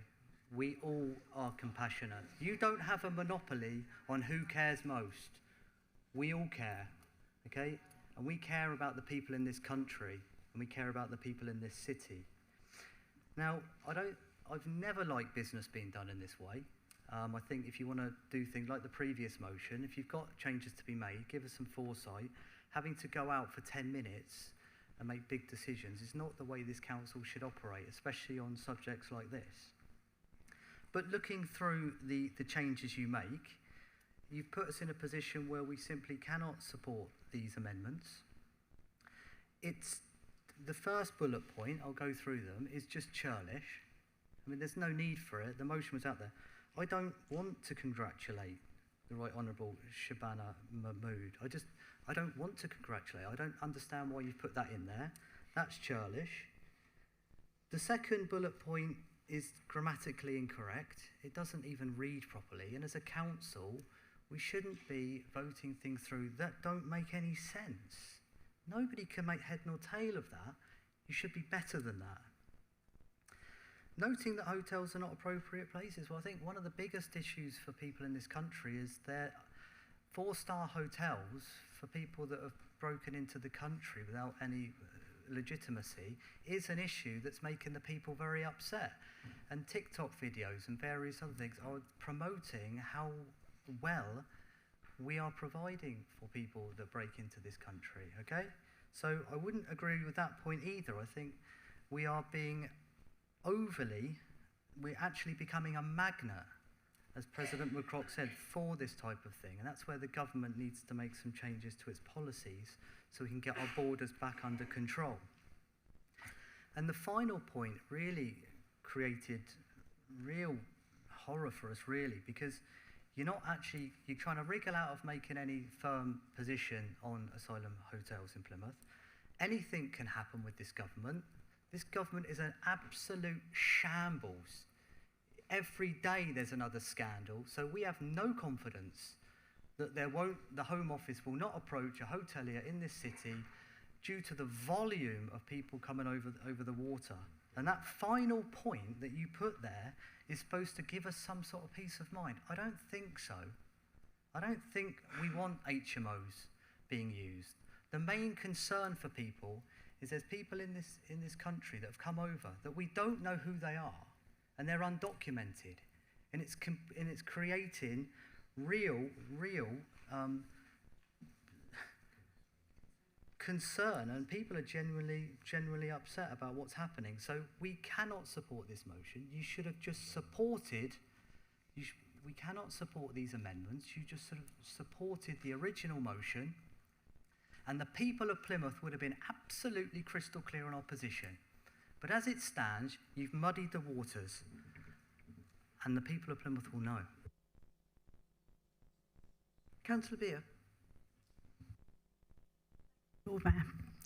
I'm a mother, a grandmother, and a great-grandmother. And people are coming across on the boats and settling in our country. We don't know who they are, where they've come from, we don't know their backgrounds, we don't know what their beliefs are and how they're going to treat people around them. I think the greatest fear here is that we're letting people into our city that we don't know where they've come from, we don't know their backgrounds, they've not been vetted and gone through a process. And as a mother, grandmother, and great-grandmother, I'm gravely worried for the safety of the children. Thank you, Lord Mayor. Does anybody else wish to speak? Thank you, Lord Mayor, members. I do struggle, and I congratulate both Labour members for their contribution. Well put, and you know, it's an opinion well held, and thank you for voicing it. But I fail to understand why you agree that hotels aren't the best form of accommodation, but you're not willing to write to the government to tell them and tell officials in the Home Office that hotels in Plymouth shouldn't be used. And Councillor Ricketts has got a very valid point in speaking to this amendment, that we all know that the machinery of government, you know, civil servants and agencies will make decisions, yet we've not at a higher level, strategic level, we're not in this amendment recognise the fact that we should speak up for the city and communicate to government. So you can welcome the new Home Secretary, brilliant. But recognising their policies change, don't they? So we're going to have, you know, a budget in a few weeks' time. Policies will change in the budget. Policies could change next year in relation to asylum. You've got new Home Office, new Home Secretary, new Home Office ministers. The department seems to have been cleared out in the reshuffle a couple of weeks ago. So things will change, but we're not, in this amendment, you're not prepared to write to the government to express a view. You're just recognising government policy. And that's the problem. That is the problem, that you're not prepared to stand up and be counted. And I think it's an error of judgment, Lord Mayor, that Labour members who have moved this amendment don't recognise that actually the community in Plymouth want representation. They want leadership from the City Council. All they wanted, and all that's being proposed by Councillor Ricketts and myself, was that communication, formal communication from the City Council, be made to government in the form of a letter. That's not too much to ask. And you're effectively saying, you're right, but you're not actually saying, it doesn't appear to hear that you're actually going to tell the government. Councillor Nicholson. Yeah, happy to seek clarification, Councillor Smith. Thank you. So we certainly are writing to government, and we're certainly making our position clear. So what this amendment says is that hotels are not appropriate places for asylum seekers to live. We're going to write to government and say that. That's our opinion. So we are making that judgment and sharing it with government. It then goes on to say that Plymouth is ready to work with government to house asylum seekers in suitable accommodation. So we're recognising that hotels are not suitable, and we're then saying that we will house them in suitable accommodation. Does that not imply that we're saying we won't be housing them in hotels? Thank you for the clarification, but I would much sooner actually the letter to the government say we don't want hotels, not just acknowledging that they're unsuitable places, because in extreme circumstances that still leaves the door open to the use of hotels. So I would be more explicit, and I think Councillor Ricketts gave very good reason why we should be more explicit. But the final bullet point 4, when we look at alternative accommodation, we have major issues in Plymouth in our geography, but our current housing situation, whereby, notwithstanding that we have housed asylum seekers in the past, moving forward, it's bad enough just trying to provide accommodation for all those that are here and are likely to need accommodation to support the employment growth agenda that the leader announced and gave us an update in his introductions today, in his leader's announcements. So actually it puts even more pressure around our accommodation for all those that we need to provide accommodation for. And clearly, whilst we're happy, whilst you're saying we're happy to work with government, that's not to say that we've got the means to help the government, because we might not have the housing stock. I would suggest we haven't got the current housing stock and flexibility in the housing stock to be able to manage much in the way of support to the government. So there are major issues, Lord Mayor, in terms of the amendment. And as Councillor Ricketts has already mentioned, I think there's some difficulty with some of us being able to support the proposals put forward in the amendment by Labour members. Thank you. Does anybody else wish to speak?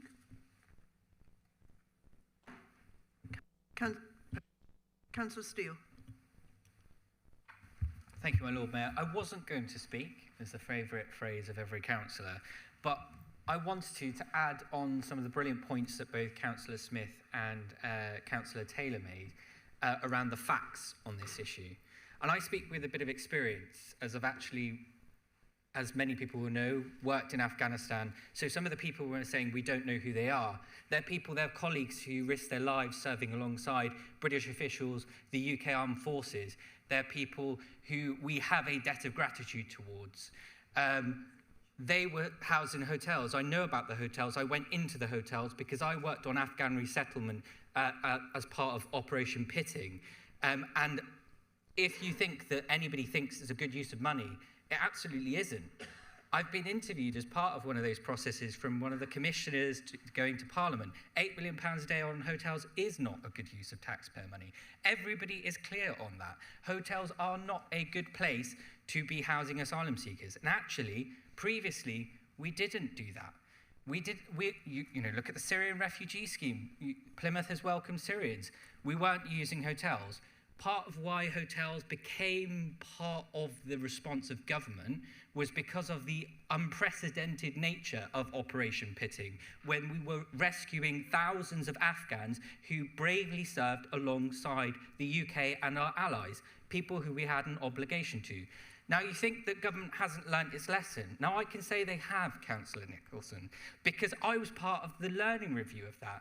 That's why the Ukraine scheme is designed in the way it is done. People aren't being housed in hotels, and actually we've managed to welcome more people who actually are fleeing conflict. So government, believe it or not, even under Conservatives, does occasionally learn a lesson. So actually, there isn't a difference of opinion here. Nobody is saying that we want to have hotels. And I would like to say, when you're saying, these people are coming here illegally, etc., as people said, You have to claim asylum at a port of entry. There is no legal routes. I know, I had to brief the ministers on this after previous Conservative ministers, I should say, who went on the media round saying, take safe and legal routes. Well, unless you're Afghan or Ukrainian or a Hong Konger, there basically isn't a safe and legal route. That was the case that we had. And also, people want to ignore the fact that this is one of those Brexit dividends, frankly. We had the Dublin regulations. We were able to return people. And that's what this Labour government is actually doing. By having a treaty which allows us to return people coming on small boats, we are going to make progress on trying to actually break that business model. So all this discussion around hotels, yes, we all agree. We want to avoid using hotels in general, but actually it's looking at that kind of more towards the root causes. Actually, how about having a model where we can return people to safe countries? And frankly, it's that point that the parties on the right like to ignore, is the fact that part of this problem is because of Brexit. It's because we don't have the Dublin regulations anymore. So this Labour government is having to clear up the mess of previous Conservative administrations and former Conservatives. So you can see I'm getting quite irritated, because it's one of these things where actually nobody thinks it's a good idea for people to cross on small boats. Nobody thinks it's a good idea to have people housed in hotels, whether they be an asylum seeker or they be homeless. It's just ludicrous, and frankly, this whole motion was just designed to create division, because you say it's a simple request. What we've proposed is a really sensible alteration to the amendment, and it's still maintaining what you wanted. So I really don't see how you can say you don't support this. And I will leave it there, but and just to finally say again that I think the amendment that's been made by my colleagues is really sensible, and that's borne out in what we've seen here. Thank you, Lord Mayor. Does anybody else wish to speak? Councillor Taylor, would you like to sum up, please? What a great shame, Lord Mayor, to hear Councillor Ricketts talk about, in one breath, monopolising compassion, and then the next breath suggesting that those on his side of the argument are the only ones who care about people in this city. I'm in my 11th year of local government service to this city, and I put myself alongside him in terms of the ferocity with which I represent people in this city. So to suggest that because I've amended his motion and not gone with his original, that I'm monopolising compassion and don't care about people in this city is frankly ludicrous. The reason why I couldn't support the original motion, Councillor Ricketts, is because it is devoid of all of the compassion that we are so proud of in this city, all of the stories that we hear of people who come to this city, that take refuge, that go on to contribute such massive things to our city and our history. Some of them are sat on our benches, and I dread to think how people who have come to this country and sought refuge feel listening to some of the things that have come out of mouths of some members in this chamber who, to be honest, I expected better of, particularly this myth, the perpetuation of this myth around violence of asylum seekers, that women and girls are somehow more at risk from asylum seekers and refugees. It's not only a false narrative, but it's incredibly dangerous, so dangerous. Sexual violence and crime impacts all communities and involves perpetrators of all races, and the attempt to pin crime of this nature on immigration is dangerous, and it's disingenuous, and it is so false, so false. I stand here as a woman who was sexually assaulted by a white man and would never use that as an opportunity to push my own agenda and whip up hatred against a particular group of people in society. But I am always pleased to hear from Councillor Nicholson, actually, to make contributions. I think, although we very rarely agree, I always listen with interest to what Councillor Nicholson has to say, and he is right that there is room for listening and hearing in this debate. It is not a case that we are on completely different divides on the issue of immigration. Clearly, we, as individuals, as councillors, as a council, as a party, as a country, need to listen to the concerns of people who are making them heard in ways that are perhaps unhealthy and particularly unhelpful. That is what this amendment was designed to do. It was designed to take the views of those who are so concerned with this issue and put them with just a little bit of the compassion that we try and utilise in this city. We can't avoid it, but what we can do is talk about people with kindness, because they are people. Those 500 asylum seekers who are awaiting decisions in Plymouth are people. They are in our city, they are part of our population, and we owe them kindness and compassion as much as we owe it to each other. I will just end by, so I am deeply disappointed with some of the contributions from members sat in this chamber. The fact is, there are many people who, when they say no asylum hotels, don't mean no asylum hotels. They mean no asylum seekers. That is not a view that I share. That goes against a long-standing, deep-rooted value that so many of us in this city hold. If that is what Councillor Ricketts means, then he should say it with his chest.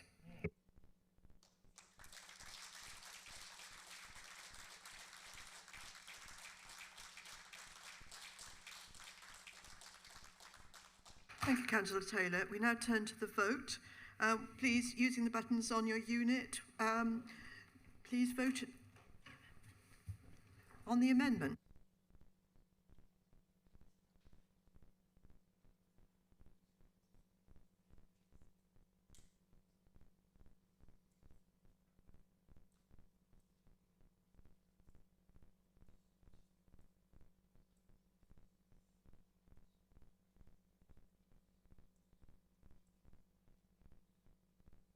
The motion is passed, so this now becomes the substantive amendment, substantive motion as amended. Does anybody want to speak on the substantive motion?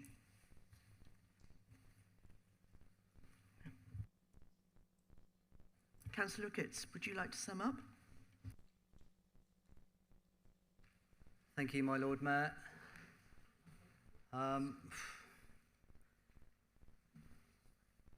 A debate there, full of passion, okay?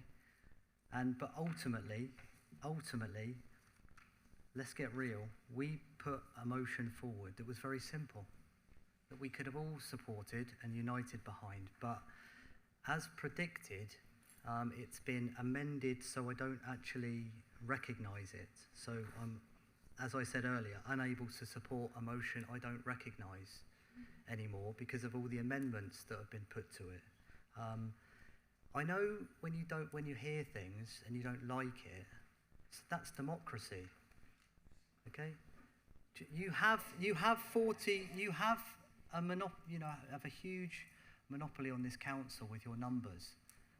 But get it right. This is an echo chamber. You don't necessarily represent the views of the people at the moment, and we'll see next May where people's positions are on different topics and how many councillors you'll have left. Okay? The public wanted you to vote on a very simple motion. It was a letter to government with a clear view on asylum hotels. This is triggered by the small boats crisis. But what I feared is it would turn into a general conversation about immigration. And as we know, immigration done properly is good. And it has always been a good thing. We've gone off on tangents there and trying to point fingers at people that care. This is about the immediate crisis in front of us with the small boats crisis and then the knee-jerk reaction of the previous government and the current one to put them into hotels across the country. And we wanted to put a marker down that while you're rolling back on that, we don't want them in Plymouth. Thank you very much. So the public will see the original motion. They'll see what's come out the other side. They'll hear the words, like locally and nationally, lots of words and not enough action. And actually, you've created more of a problem with this amended motion, creates more questions than answers now on what your actual policies are going to be. And it sums up the chaos that Labour has on our immigration policy at the moment. So, unfortunately, due to the fact that you've completely amended it in a whole which way, I mean, with, I said, just grammatical incorrection, things that aren't correct at all, which we shouldn't be putting through, because we're better than that, I personally will not be able to support this motion. But it's on record what I originally proposed. And so be it. If you want to support this, the people of Plymouth will know what happened this afternoon. Thank you, my Lord Mayor. Thank you, Councillor Ricketts. We'll now move to the vote. Please use the buttons on your unit. And this is the substantive motion as amended.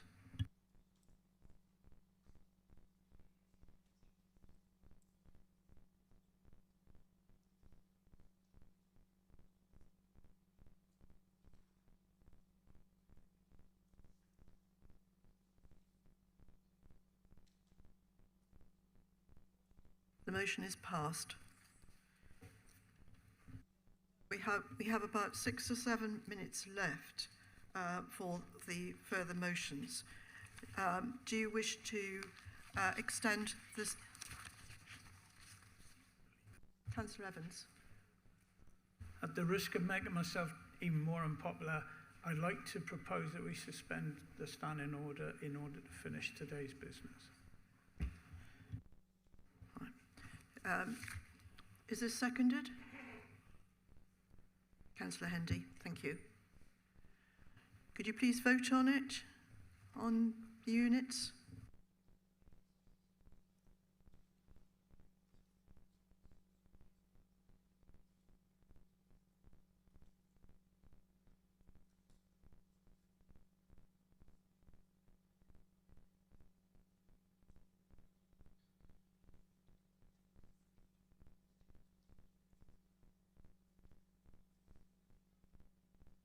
That's approved. So we'll turn item 9D.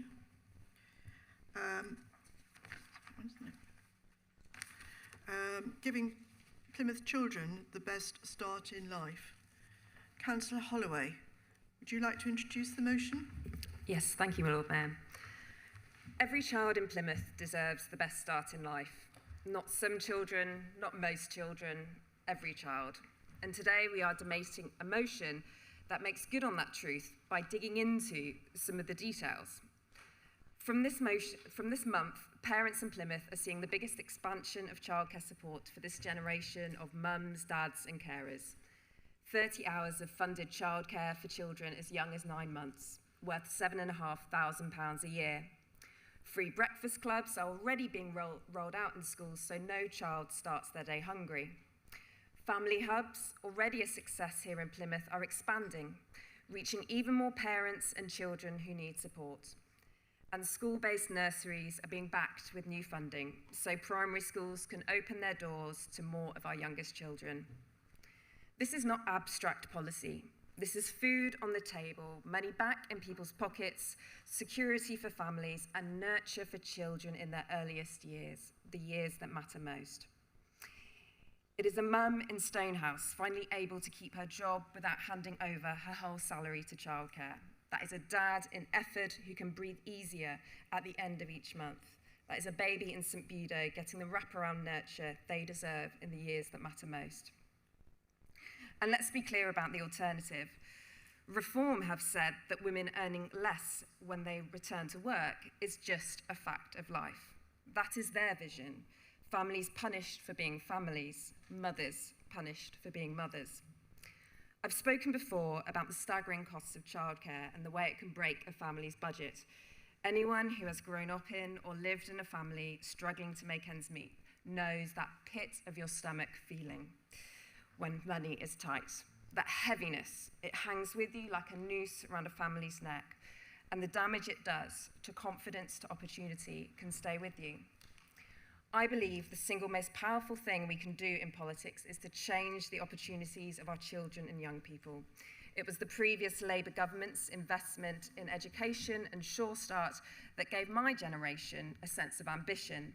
that shaped my sense of what was possible, that ultimately made me think politics could be a force for good. And that's what drives this motion today, to make sure every child in Plymouth has the chance to thrive. Now, under Education Secretary Bridget Phillipson, we are seeing another huge stride forward. Here in Plymouth, our role is not just to sit back. This motion makes clear that local government is the glue that helps make things happen in the best possible way. We are the ones who see round corners, working with all the players who mediate challenges before they hit families, who make sure the promise of these national policies is felt in every community, in every family. That's why we have the actions in this motion. We commit to welcome the expansion of childcare and to recognise the difference it will make. We commit to work with schools and providers so every family knows what they're entitled to. We commit to map childcare capacity so expansion goes where it's needed most. We commit to make sure families know and can access our family hubs. And we commit to accountability and honesty, reporting back in 1 year with the truth about what has worked and what still needs to be fixed. This is Plymouth actively shaping to ensure every child and family feels the full benefit of these policies. And none of the good work that is already happening would be possible without the relentless passion and talent of my colleague, Councillor Sally Creswell. Not only does she keep us in line on the correct use of the Queen's English and discourage me from more colourful language when talking about politics, but she is the very definition of a public servant, trying to bring these national policies to life in our communities. She is the kind of cabinet member every council should wish for, and our city is lucky to have her. Too often, politics is just noise. Too often, we worry that delivery won't get noticed beyond headlines chasing political performances. Well, I hope headlines reflect some of the details from this debate too. But these policies really count, because when a child in Greenbank starts the school day not going hungry, that counts. When a parent in Whitley can take a better job because childcare no longer eats their pay packet, that counts. When a family in Devonport can walk into a family hub and find someone who listens, that counts. This motion is about fairness, it's about opportunity, and most importantly, it's about rolling up our sleeves and making sure the detail works and is a success in practice. I hope people can support this motion. Thank you.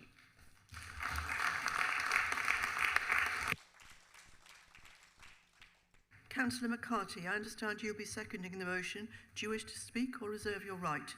I will, and I'd like to reserve my right, please, Lord Mayor. Thank you.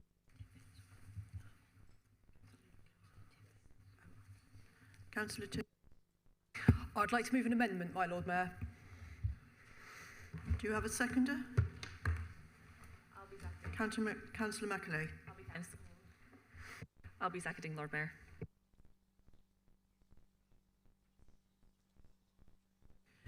We have an adjournment about 15 minutes. Will that suit everybody?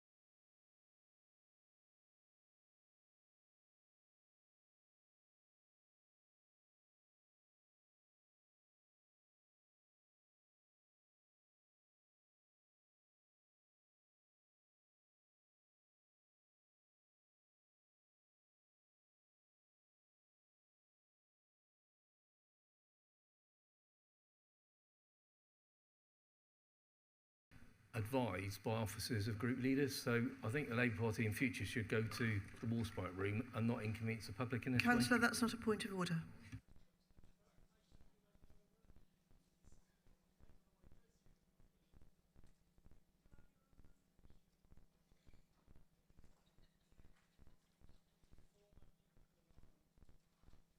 The amendment has not been allowed by the monitoring officer. Well, Mayor, on a point of order, can we wait for the members of the general public to be able to access the public gallery, having been kept on the landing? With no notice out there, I've just come in because I saw the Deputy Lord Mayor arrived. So perhaps we can wait for other people to come back.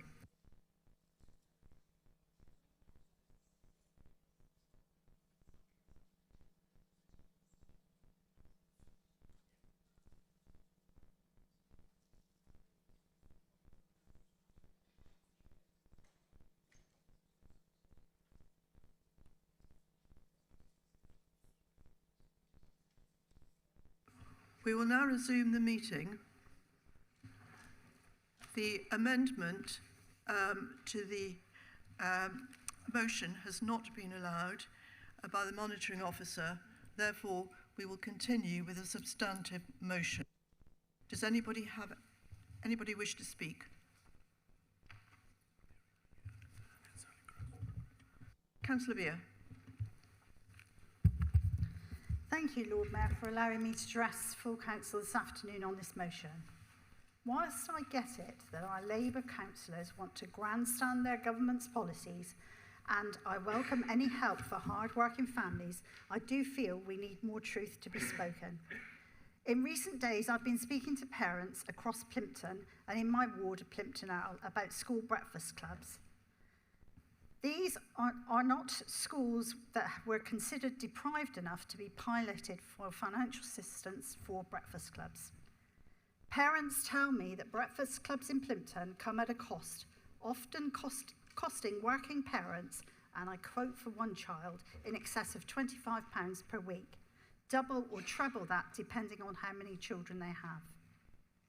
That's a lot of money, Lord Mayor, when taxes are set to rise, water bills are going through the roof, and pressures on day-to-day living are compounding already hard-working families.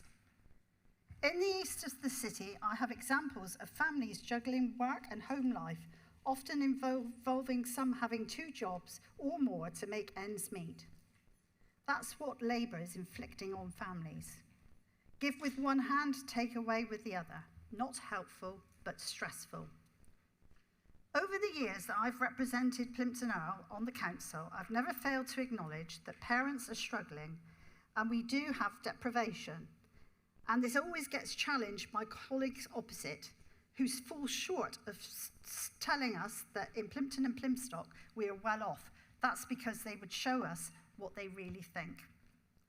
Now I'd like to turn to the 30 hours childcare in nurseries, Lord Mayor. The funding barely covers the cost of the placement.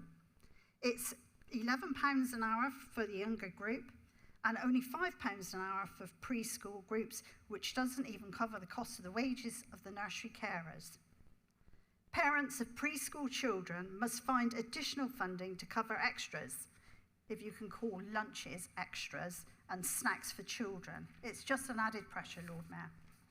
In principle, Lord Mayor, it's a brilliant idea, but it's not funded to cover all costs, and anything additional falls onto parents who once again have to find the money.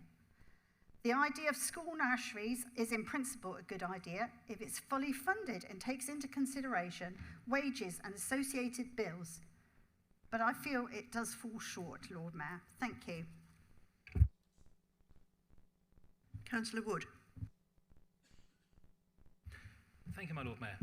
I'm grateful for Councillor Holloway to bring this to Council. It is incredibly important to support children in early years, and I welcome the 5 bullet points listed on the actions required from Plymouth City Council, because they're obviously good and decent, because you know how much I like data, and we can then track and see what impact this actually has.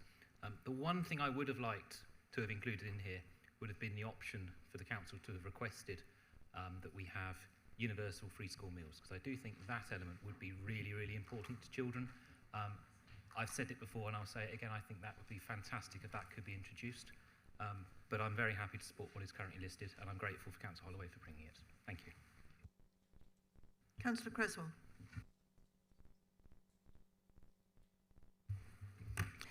Thank you, Lord Mayor. I'm really delighted to speak in support of this motion. A bit embarrassed after some of the things that Councillor Holloway said. This Labour government is really putting, and this is key, our youngest children front and centre in terms of education and social policy. If you get it right in the early years, it makes it so much easier to get it right for all children and families later on. I often dream of what it would have been like if Sure Start hadn't been cut. Under the austerity policies of the coalition government, I always thought what might have been in terms of educational advantages and resilience, particularly for our most disadvantaged children. However, hard evidence rather than fantasies was actually undertaken by the Institute for Fiscal Studies, which showed that Sure Start brought big benefits, not just about learning, but for children's health. It led to fewer hospital admissions, especially for children in disadvantaged areas. Proof of anything that early intervention, investment in early years isn't just good social policy, it actually saves a lot of money. But we are, and we have to come up with solutions. And I think we can say unequivocally that Bridget Phillipson and her team are actually coming up with solutions.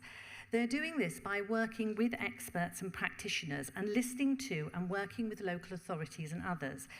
In Plymouth, we, and particularly our children, have benefited from this approach. We've shared our early years stronger practice hub experience and knowledge with ministers. Our officers have worked closely with the DfE and our schools to enable new school-based nurseries to open with capital grant from the government. 2 of these are actually going to be out in Plymouth. This has involved a lot of work for heads as well, but it's going to be worth it with the opening of 3 new school-based nurseries, 2 open this term and 1 due in January, plus Stewart Road opening a new nursery class within school for 3 and 4-year-olds, place where I was actually last week with Councillor John Stevens, as well as 2 new private nursery settings in January. High-quality nursery provision in school settings with early years, teacher specialists and support staff makes the difference. I'm delighted the government is rolling out 30 hours of funded childcare for working parents. It's going to make a difference to families with children with childcare costs of savings of up to £7,500 per child. And that's brilliant for parents, it's brilliant for the workforce, and it's brilliant for the economy. But what I'm particularly delighted in is the support and growth of high-quality early years provision. Because with my other hat on, we have to grow skills in this city, especially with all the investment that's coming, particularly as we've heard today, as far as the dockyard is concerned and defence. And we are doing much at the moment, as was reported last week, to the Natural Infrastructure and Growth Board scrutiny to Councillor Ricketts in his role as chair, who I see is no longer here. But developing skills and STEM subjects and curious questioning minds starts well before secondary school. It starts before primary school. It has to be nurtured in early years. The ability to use scissors, to build with construction toys, to explore the natural environment on welly walks, to play in a mud kitchen, to experiment with torches, mirrors, shadows and colour filters are just some of the prerequisites and experiences needed to become an engineer, a scientist, a problem solver, and all delivered in a nurturing environment which supports curiosity and resilience. This investment in early years by this government is sound economics. It's going to pay dividends. This is a plan for young children at the centre, a plan for skills and economic growth. Finally, these are listening ministers. It's why the data we collect on the impact of the 30 hours and other projects must be fed back to the DfE, the Secretary of State. We've already been working with the DfE on National Attendance Campaign strategy. This also includes our early years contribution to National Attendance Strategy. And recently, our officers put together feedback from our schools, which were early adopter schools or breakfast clubs. It was comprehensive and candid from our heads. It was all about what went well, even better if. The Minister replied directly through Fred Thomas's MP's office, thanking Plymouth, thanking the schools, and saying how they want to hear more back from us about what works well and even better if. This government has a mission of ambition for all our children. As a city council, we're working together with our schools, our colleges, with health, with parents, carers, and we're working with government and the DfE to ensure that Plymouth children do actually get the very best start could you please in life. finish your sentence? Thank you.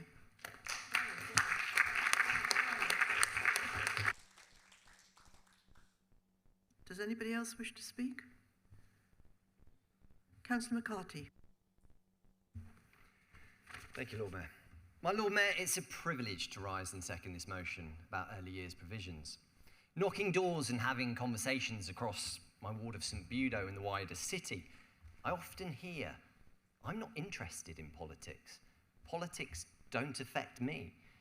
But there can be no finer example of how the priorities of political parties, what they stand for, what is at the core of their existence, how they act in governments can have such a dramatic impact on the everyday lives of our children and the adults they become.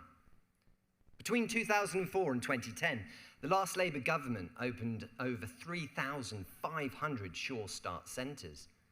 Between 2010 and 2022, the last Conservative government closed 1,300. That's nearly 1 in 3. These were both political choices. Politics does matter. The last Labour government understood the potential for lifelong inequality and disadvantage children faced simply by where they were born, by the income of the household they were born into, and the area their parents lived in. They chose to do something about it. The impacts of Sure Start are undisputed. Children from the most deprived areas across the country that had access to Sure Start centres and programmes were healthier and happier. And as a result of these interventions, later studies tracking that generation demonstrated their attainment at GCSE was 0.8 of a grade better. Their BMI was lower. They demonstrated better physical and dental health. And they had less hospitalisations. An IFS study on the short and medium-term impacts of Sure Start published earlier this year found reduced school absences later in life, with 15-year-olds who had access minimising 15% less school days for unauthorised absences. Children who had access to Sure Start in early years had lower internalising behaviours such as depressive and anxiety disorders in their teenage years. Moreover, Sure Start reduced hospitalisations for mental health-related causes of 12 to 14-year-olds by 50%. I'm going to repeat that because the difference these early interventions, these political choices can make are truly life-changing. Sure Start reduced hospitalisations for mental health-related causes for 12 to 14-year-olds by 50%. I'm a relatively new parent with 2 under 5. I know how difficult it is to juggle the cost of daycare and the search for spaces. So I'm delighted my government is helping create more places, spaces, and helping with costs by providing 33 hours for all our communities. My eldest has just started attending full-time, and let me tell you, it's gut-wrenching. Not for her, she's loving it. But as difficult it is to hand her over, I know these choices we are making as parents will help provide the best start in life. And I would encourage all who are eligible to use the resources on the council's website and take advantage of giving your children the best start too. This government's investment is not just about principles, it's about pounds and pence in families' pockets. From the 1st of September, working parents of children aged 9 months to 4 years are entitled to 30 hours of government-funded childcare, worth up to £7,500 a year per child, a lifeline for household budgets like mine. New free breakfast clubs will be rolling out across the schools this academic year, saving families up to £450 annually on food costs while helping pupils start the day ready to learn. The government is also investing £500 million to expand Best Start family hubs to Plymouth's areas and to every local authority rather by April 2026, building on Plymouth's already successful hub network. And through the £15 million school-based nursery capital grant announced in October 24, local primary schools can bid for up to £150,000 to create or grow nursery provision. With 3 Plymouth schools already successful, these aren't abstract numbers. They're real, practical savings, opportunities for families in our cities. My name's Josh McCarthy. I'm proud to be a Labour councillor. I'm proud to support this Labour government that knows every child matters. And I'm proud to support this motion. Thank you, Lord Mayor.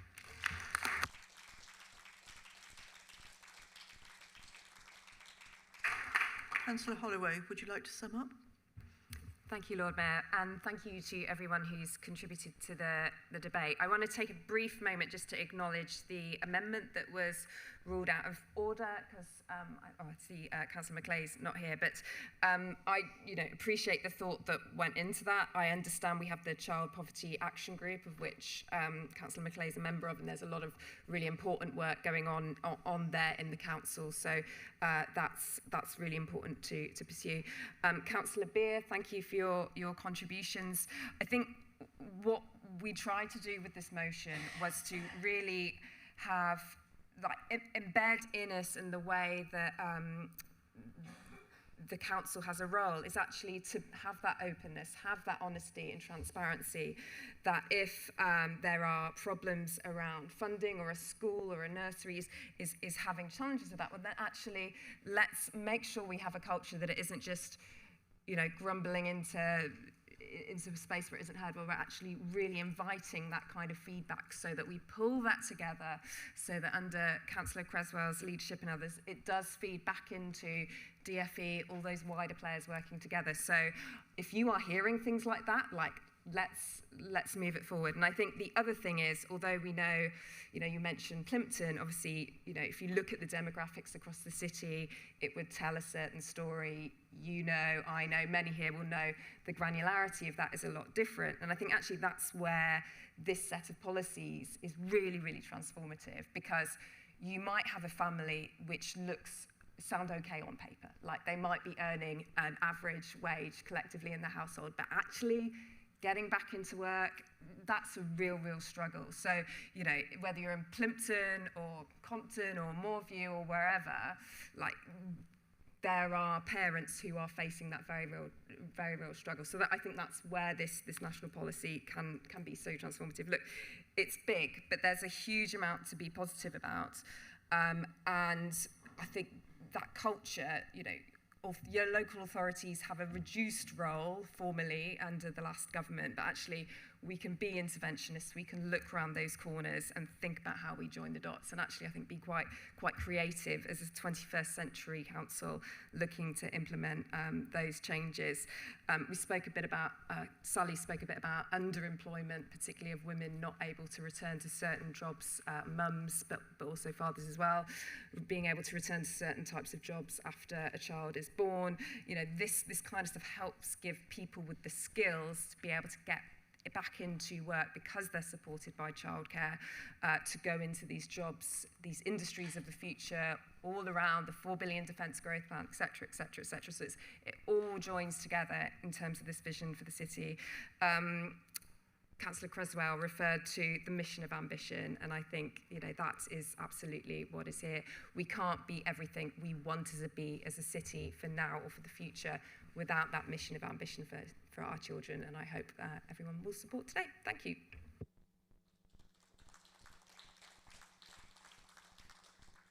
Thank you, Councillor Holloway. We'll move to the vote now. Please vote to use the buttons on your unit.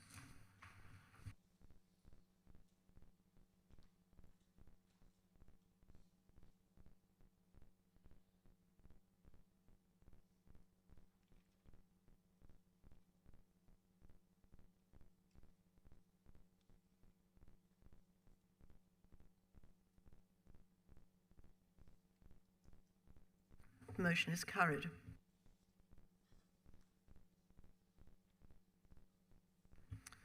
I now move to item 9E, flags in Plymouth.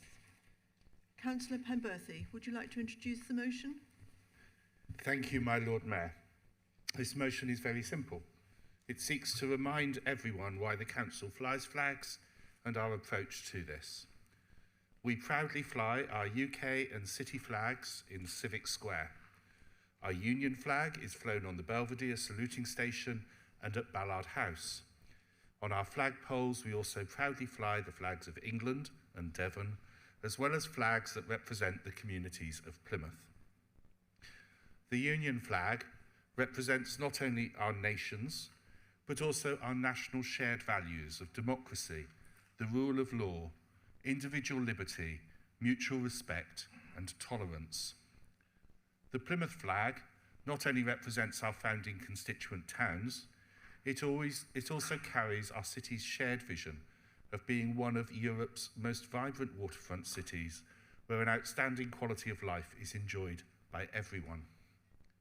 This vision is something we and our partners work towards every day.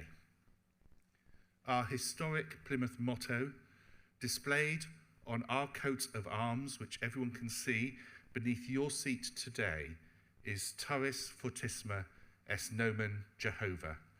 The biblical source in Proverbs describes this tower in terms of sanctuary and safety. Lord Mayor, flags and how they are used carry messages. For different people, these will carry different connotations. Even within the United Kingdom, our different nations and faiths will have their own perceptions of our own national flags. We need to think carefully as we fly our national flags that we do so in ways that reflect our shared value of individual liberty with our shared values of mutual respect and tolerance. Lord Mayor, our national flags should not be used to provoke or intimidate. It is for these reasons that we support the government guidance on flying flags. It provides the framework for celebrating our nationality in a way that reflects our national values. Lord Mayor, I believe that the Union flag and our national flags are ours.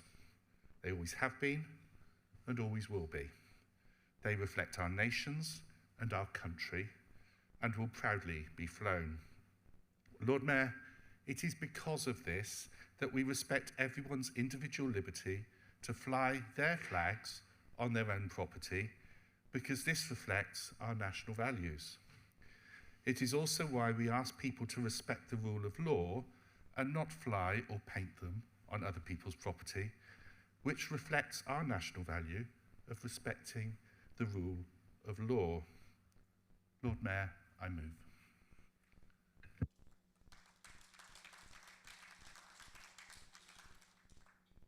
Councillor Sproston, I understand that you will second the motion.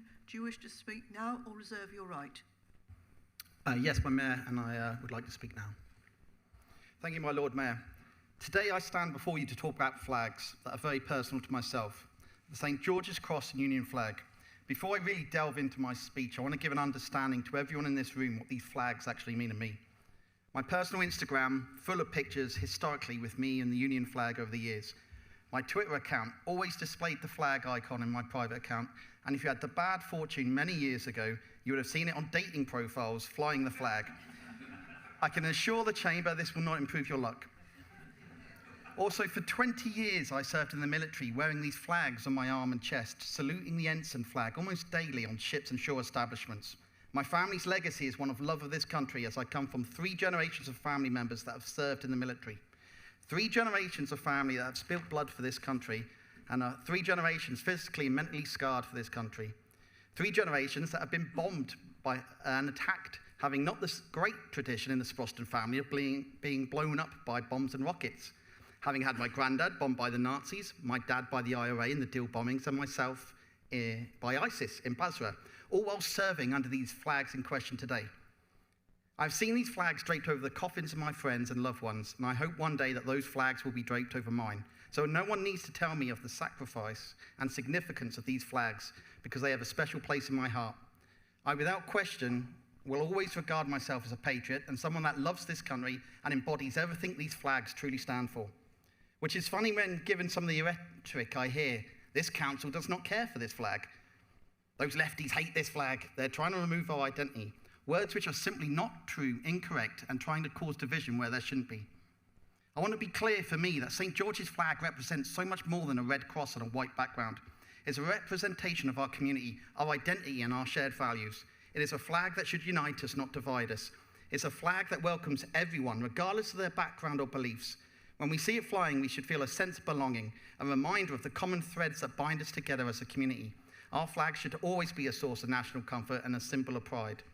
This council, as per the motion, has been flying our colours and flags for years. Even as I'm speaking, I'm no more than 4 or 5 metres away from the Union flag that we have to pass on our way into this very chamber. This hasn't been a populist reaction to show its national love.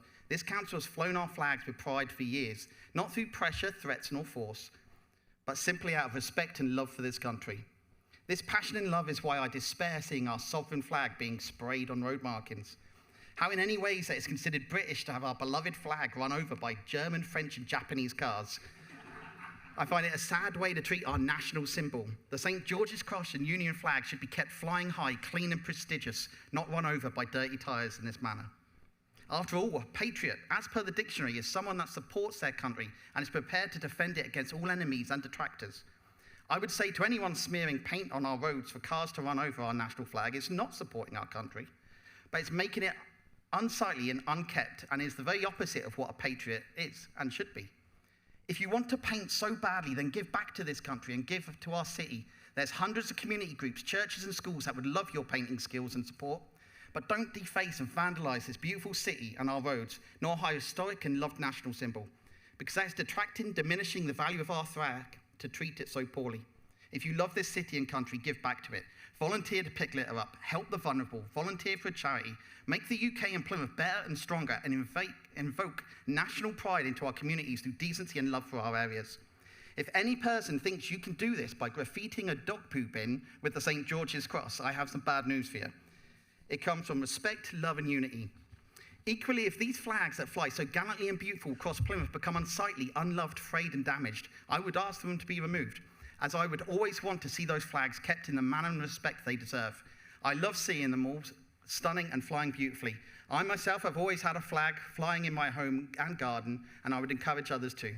Let's not just celebrate this flag during festive times or sporting achievements, but also acknowledge its power to inspire us towards a more inclusive future. We must stand together against those who would seek to distort this meaning.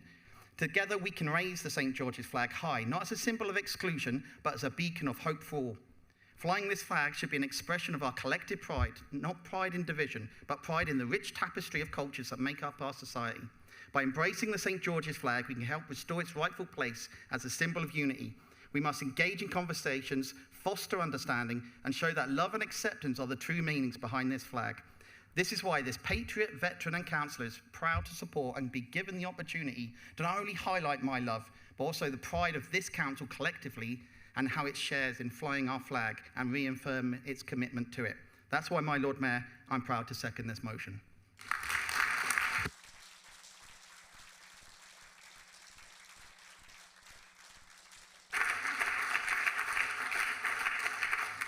Does anybody else wish to speak? Councillor Wood. How on earth do I follow that? Very short. Plymouth is one of Britain's greatest cities. I wholeheartedly support the flying of our national flags and request that we find additional locations to erect flagpoles on council land so we can proudly fly the Union flag and the flag of St. George in a lawful way. Thank you. Councillor Lang. Thank you, Lord Mayor. I want to talk about this because I can't ignore the emails I've been receiving from residents in my ward of Stoke who are expressing great concern about the painting, graffiti, and flags on lampposts. I'm going to read some extracts from some of them. This one which says, "I awoke to lampposts in my street being hung with flags. This has happened in the early hours and has been carried out in an organised and secretive manner, and I find this deeply sinister." And that's why this motion is really important, because it's very clear. Displaying flags on things that belong to you, your home, your car, I've even seen one on a garage door. It's absolutely your right. And if that is how you wish to share your patriotism, that is completely your choice on the things that belong to you. But when we're talking about the things that belong to all of us, that's where it becomes less simple. And that's why there's rules about what can appear in those places, the public realm, our highways. I don't think it's, as Councillor Sproston much more eloquently than me said, the least bit patriotic to flout those rules to suit your own agenda, nor to send anonymous emails to the council threatening to protest if the law, which applies to us all, is enforced. The citizenship test, which anybody hoping to become a British citizen has to complete, talks about fundamental British values, and the rule of law is one of those. It applies to us all. And while, of course, some of those painting roundabouts, defacing bollards, and daubing on street signs may well be doing so out of pure patriotism, we are not doing anyone any favours if we don't acknowledge in this chamber there are also those doing it with malign intent. It's not as if the use of flags hasn't been deployed in this way before. Indeed, another resident raised exactly this concern with me and put it far better than I could. She said, "I grew up in Northern Ireland where flags were used to intimidate. Plymouth should be a city of sanctuary, not hatred, and I don't want it here." I have to agree. Thank you, Lord Mayor. Councillor Cresswell. Thank you, Lord Mayor. I wonder how many people saw the last night of the proms on Saturday. It was absolutely fabulous. There was so much celebration of such a British institution, so much joy, belonging and inclusion, and so many flags. Particularly loved the Union flags worn as bow ties by many of the musicians, plus that amazing dress incorporating the Union flag, which was worn by Louise Alder, the soprano who sang Rule Britannia. Flags bring us together as well, during tragedy, during almost unbearable sadness, remembering the terrible, terrible events of Keyham, the address from the Guildhall steps by Councillor Beer as Lord Mayor, and Councillor Sproston, he was just playing Kev then. This was all under the Union flag at half-mast. Historical events, the following year when Councillor Dan as Lord Mayor read out the declaration to announce the new king, again under a Union flag, on the steps of the Guildhall. So many of us gathered, again to be part of that huge historical event and have that sense of belonging. And remembrance and reflection each November, particularly this year being the 80th anniversary of the end of World War II, the playing of Elgar's Nimrod under the Union flag, that always brings a lump to the throat. The celebration of the Lionesses, the St George's Cross being used to cheer on sporting triumph, trials and successes, and all sporting successes. The national anthem played when we win a gold at the Olympics and the Union flag is raised. All of these things bring us together. They unite us in some of our collective moments of the wildest joy and also some of our deepest sorrows. They emphasize belonging and inclusion in the highest of highs and sometimes the lowest of lows. But flags being put up under cover of darkness is not about celebration and it's not about unity. It's not about patriotism. You certainly aren't a proud patriot if you have to go under darkness. Perhaps that's why so many of our Union flags seem to be appearing upside down.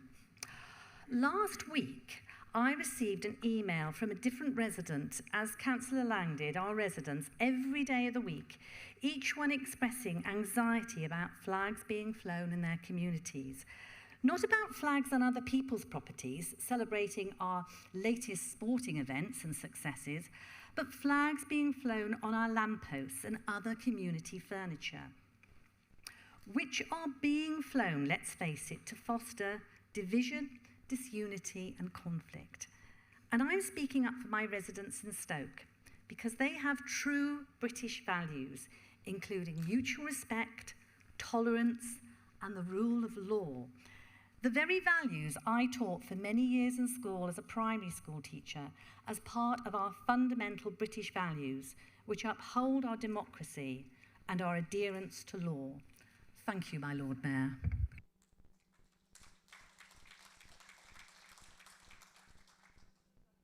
Councillor Lugger. Thank you, my Lord Mayor. Flags were first used as military tools to identify troops in the field, but over the years they have become symbols to represent cultural, political, national, local identities, serving to foster unity, not division, but unity, express pride, and mark important achievements. There's a couple who live down the road from me who have a pole in their garden which has always got the Union flag on it, sometimes a Devon flag, sometimes a Welsh flag, sometimes when Plymouth Argyle's doing well at home, they put up the Argyle flag as well. One cannot always rely on that, of course. My Lord Mayor, if we look around the room today, many of us are wearing our Plymouth City Council green badge, something which unites officers and elected members alike. We wear this badge with pride, but we do not go up to Torbay and start painting green flags over their roundabouts, nor do we deface council property. The message is simple. If you wish to express your patriotic feeling, which is one's democratic right, put a flagpole up in your garden like my neighbours. I'm a One Nation Tory, and as a One Nation Tory, I always say we should always display our flag on municipal buildings. So I'm exceedingly grateful to Councillor Penberthy for bringing this motion today, which I avidly support, my Lord Mayor. Thank you. Councillor Stevens. Thank you, Lord Mayor. We're here at the moment thanks to Councillor Evans's suspension of the standing orders, so I'll break the habit of a lifetime and be terse, or I'll do my best, because I think it's absolutely crucial that we recognise and celebrate Plymouth's true patriotism. Our national flags, including the one that's celebrated by my relatives in North Wales, should be inclusive. They should be welcoming, and they should be positive symbols, giving everybody who sees them access to our shared national identities and feelings. In Devonport, we are especially proud of our area's contribution to our nation's history, including, as has been alluded to, the defeat of fascism 80 years ago. And it's great that people want and choose to celebrate that, and by extension the part that our generations will play and make to Britain's future. A key part of patriotism, I think, is indeed the respect and courtesy we show each other and visitors to our city. This, of course, includes our friends and neighbours who may not have been born British, but chose to be British. And I can't think of anything more patriotic towards my country than someone saying, I want to be British. I want to be part of your national story. I want to share these common values that you and your fellow Britons enjoy and live by every day. This is what I think we need to gain and glean from our national flags, and is the sort of positive patriotism we need to foster, and that goes for all of us. It's something I'm proud to be associated with, and it's something that I'm passing on to certainly my son, who enjoys identifying national flags from all over the world, but he understands that they mean as much to people in their countries as ours do to us. And he enjoys hearing stories and experiences of people in other countries. And he knows that the best way to go forward is to understand our differences, to minimise our differences, and understand that what we all want is the best for all of our peoples. And I think that's what we get from our national flags when they're put to the best use. So I'm really, really delighted by the comments that I've heard today. And although I appreciate Councillor Andy Lugger's view on local football, when I hear about all the sporting successes that we associate with the national flags, it really would be nice to have a few more to celebrate. There's often flags of commiseration. I can't wait for the first time in my lifetime for England to win the World Cup so I can then cheer with our national flag. And I hope I'm not too late. Councillor Ricketts. Thank you, my Lord Mayor. Good afternoon again. You know, it's fantastic that this motion's come forward. Who wouldn't disagree? We're all patriots, we all love our country. England, Britain is the greatest country in the world. And I completely understand why you as a Labour Party would introduce something, because unfortunately, nationally, with Keir Starmer and many other the rhetoric that's come out of the Labour Party over the last few years, you've become a cross, unfortunately, is deeply unpatriotic. And many people across the country believe that other people's flags are flown more than ours, and we have been suppressed. So there has been an outburst in recent weeks of flag flying. And it's a glorious, beautiful thing to see. I think what happened initially when the outbreak of flag flying became a thing nationally was that the initial council statements weren't particularly helpful. It was the statement went along the lines of, to keep everyone safe, we have to remove any authorised flags. So that set off a chain of disappointment with a lot of people. I'm happy to say since then, and I agree and I welcome the recent statement, is that to date there has been no instruction to council employees to remove flags, which I'm happy about because I absolutely love seeing those flags down Lara Road and different places like that. For me, it's a fantastic to go to work in the morning and see glorious St. George's flags is fantastic. So as much as I support this motion, the bullet points are outstanding, and I support the action required, which is reaffirming our current position. I also support our recent council statement, and I hope that will not change. Thank you, Lord Mayor. Councillor Tibbetts. Thank you, my Lord Mayor. And I also welcome this motion being brought to the Chamber, because I think it's important that we're able to celebrate our national patriotism. And we're talking about football a lot. Unfortunately, I don't know the offside rule very well, but I can say that our basketball team, the Plymouth Patriots, are the Plymouth Patriots for a reason, because we are a patriotic city. However, I wanted to raise awareness to one thing that I saw on Instagram a couple of weeks ago, that last week even, that completely threw me, and that was a student society sharing safety information for students coming to Plymouth this year because of fear sparked by the attempts of division over our national flag. And it really breaks my heart that people may feel unsafe to come and study in our inclusive city because of this attempt to divide. And it's really important that we stand up and say that this isn't something that will be divided over. That, as we discussed earlier in Councillor Taylor and Councillor Smith's motion, that we are a welcoming and inclusive city. That, again, we are a welcoming and inclusive city. Our flag is about representing everyone. It's about representing the hard work of veterans like Councillor Sproston, like the members of my family that served at Devonport too, and not about making people feel unsafe to the point that they think they need to share mental health support on social media. So I really, really hope that this division doesn't continue, and I really hope we get to a point where we're back to celebrating everyone and inclusivity, and not this really sad post that I saw. Thank you, my Lord Mayor.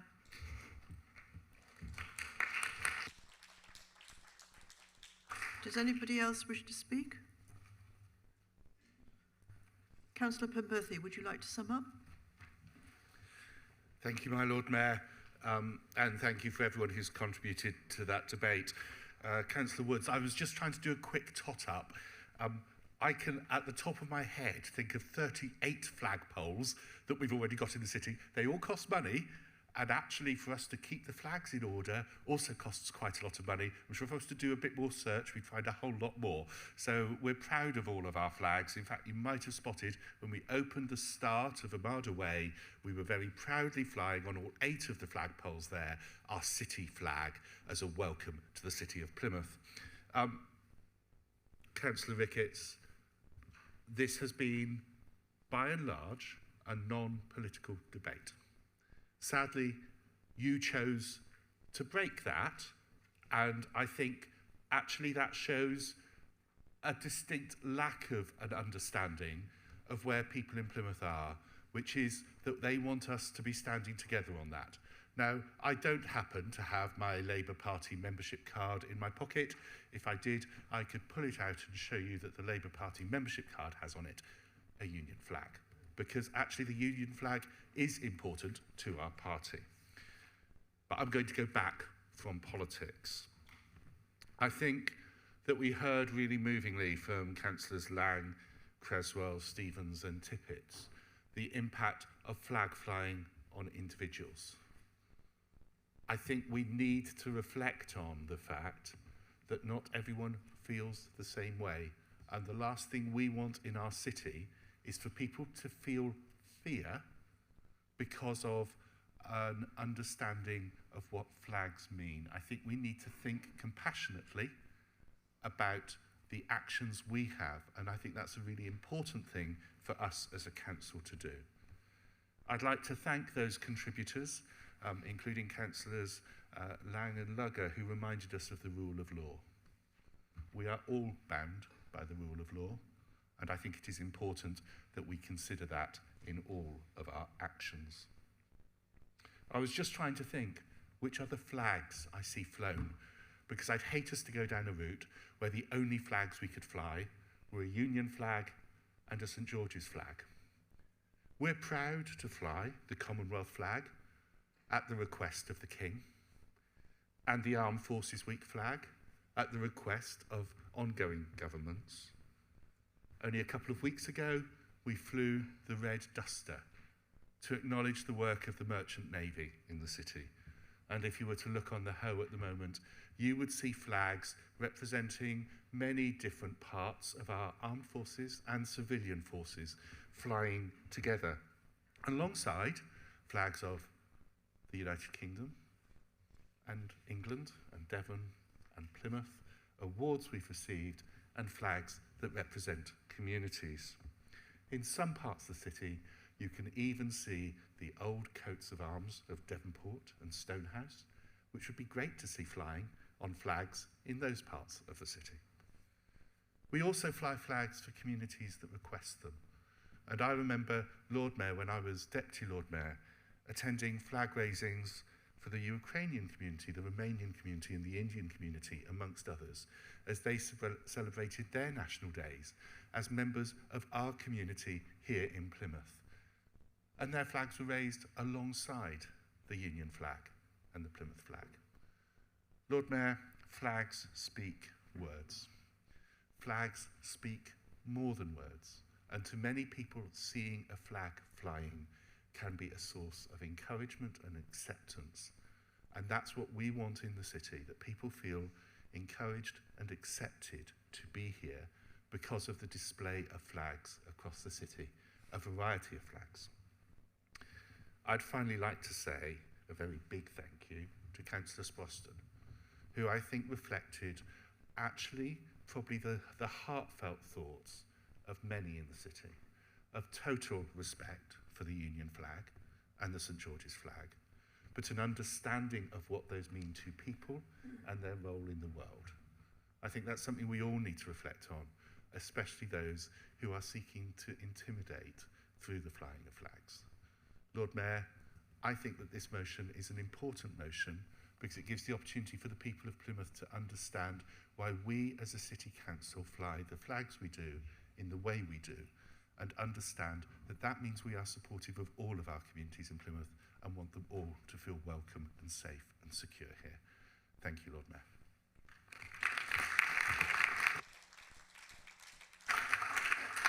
Thank you, Councillor Penberthy. We'll move to the vote now. Please vote using the buttons on your unit.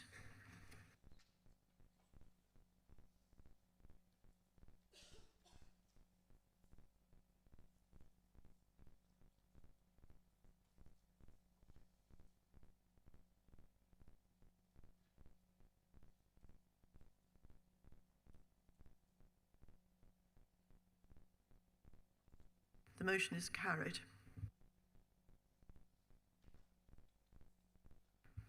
We now move to item 10 on the agenda, questions by councillors. We have 45 minutes for these questions. So would anybody like to propose that we suspend the standing orders?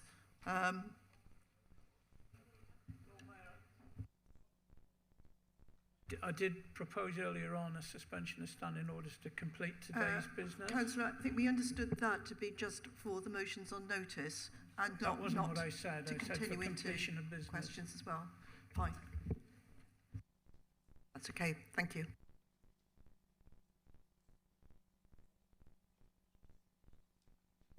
Councillor Tippett. Thank you very much, my Lord Mayor. My question is for Councillor Penberthy, Cabinet Member for Housing, Communities and Cooperative Development. I think this is quite an apt question considering the motion that we just had. In 2013, Councillor Penberthy announced changes in the rules about names for new streets in the city, and the new rules would allow streets to be named in honour of members of our armed forces with a demonstrable personal connection to Plymouth, who had at any time since 1914 lost their lives in service to the nation. When looking at the amount of streets named since, I was really disappointed to see that that not one of the streets, 170 streets that have been named since that announcement, has been named after a member of our armed forces fallen personnel. So I was wondering, Councillor Penberthy, if it would be possible to waive the street naming fee for new developers if they choose to name a street after a fallen member of our armed forces. The council maintains a register of names proposed by members of the public, and any member of the public is welcome to propose a name of someone no longer living to that. Their relatives will be contacted, and developers have the opportunity to either propose their own names or take names from that list. So the first stage is for members of the public to avail themselves of that. Developers are not poor. Street naming costs are not high. I think it reasonable for the costs to the council of administering street naming to be met by the developers who are developing housing and making money from that. I think that is a reasonable state of play, and it is down to developers to propose names for the streets that they develop. And if there was a proposal come forward to me, I would happily agree the naming of a new street after a fallen member of our armed forces from here in Plymouth.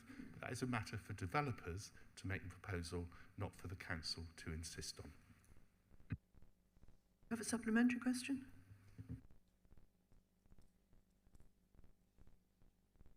Councillor Rickett. No? Councillor Bridgman.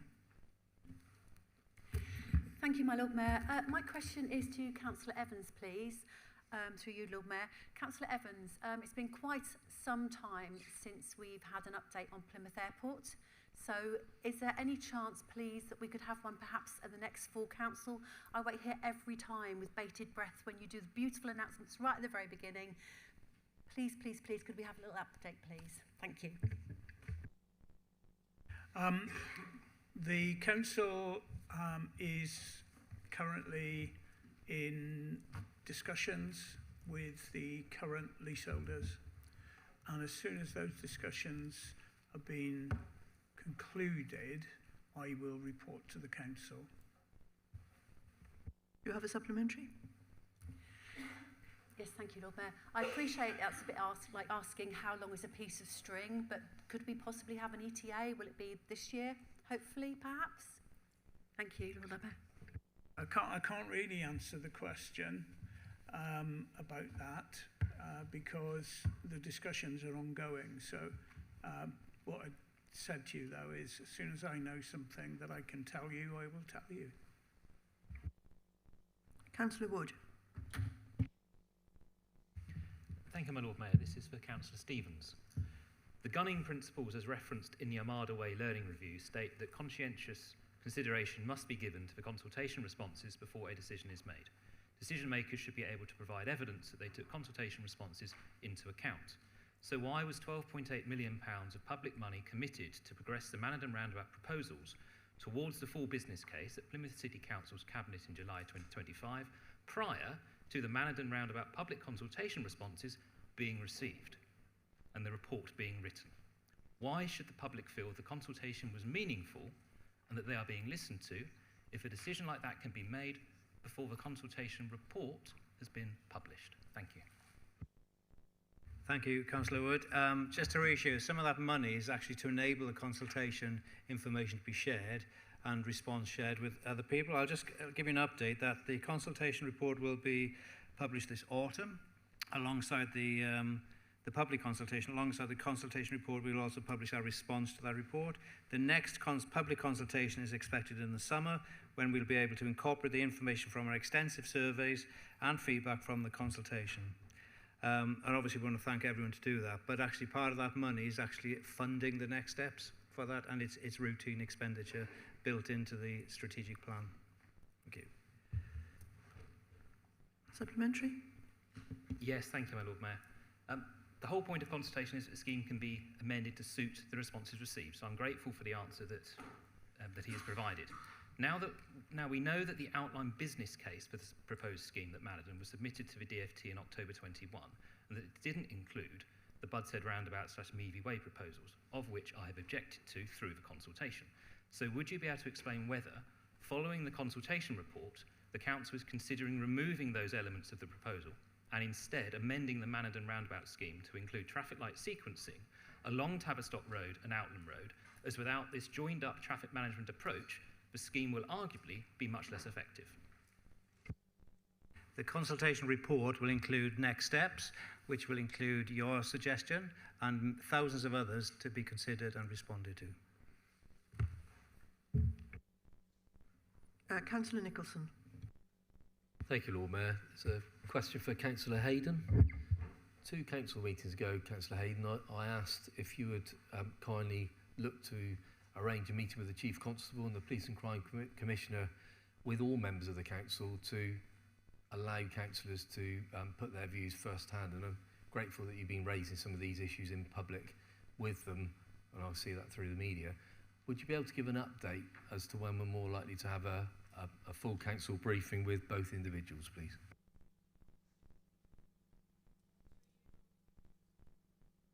I'm trying to mute myself, Lord Mayor, as I speak. Most people would prefer that. Councillor Nicholson, yes, I have the power to ask. I'm still waiting for the powers to come back to me. So after this, I will obviously chase up and say that you have brought it back into the chamber again. But it has been asked. I'm waiting on the other end, Councillor Nicholson. One of the reasons for having a meeting as a supplementary through Lord Mayor is that clearly under local government reorganisation, the way that local government interacts with parties is quite key. So actually, our partnership working, I suggest, is a bit sporadic around Plymouth. It works better with the police in some areas, in some wards than others. So it is important that the police engage with the City Council directly with us and not expect us to go to the local cafe or library when they request us to go, so we actually get more joined up working moving forward. Thank you, Lord Mayor. Councillor Rainsford. Thank you, Lord Mayor. As someone who spent my youth riding around on the back of a BSA Rocket 3 motorcycle, I'm very aware of the excitement and fun you get. However, it was a very noisy beast. Currently, noise is the biggest issue amongst my residents, causing great anger. Bikers seem to forget that Southside Street and the Barbican are dense residential areas, as well as being tourist hotspots.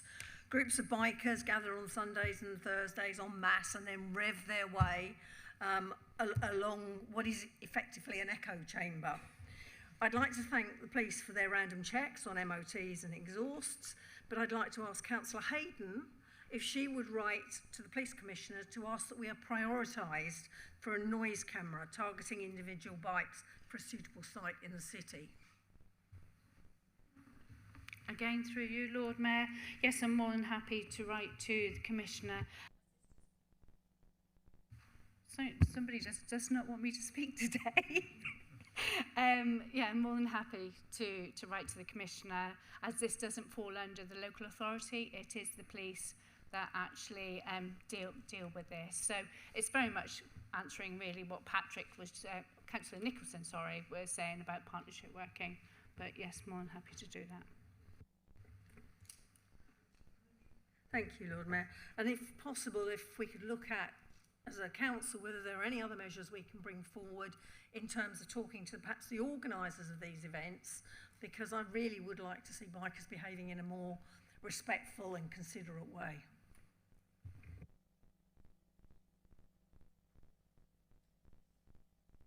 So I was waiting for you, Lord Mayor, to allow me to answer. And yes, certainly, and especially when we look at our events, we have bike nights and things like that. So, and our youth provision would also be able to do that. So it's no problem. Councillor Holloway. Thank you, Lord Mayor. My question's for Councillor Jemima Lang. I've recently been contacted by a nurse from the organ donation team at Derriford Hospital to ask whether Plymouth could play its part in this year's Organ Donation Week, which runs later this month, where councils are being invited to light up landmarks in pink. Lighting up Smeaton's Tower in pink would be a powerful and visible symbol of Plymouth's commitment to organ donation. There are over 8,000 people currently waiting for a life-saving organ transplant across the country. So my question is, can we light up Smeaton's Tower pink, please?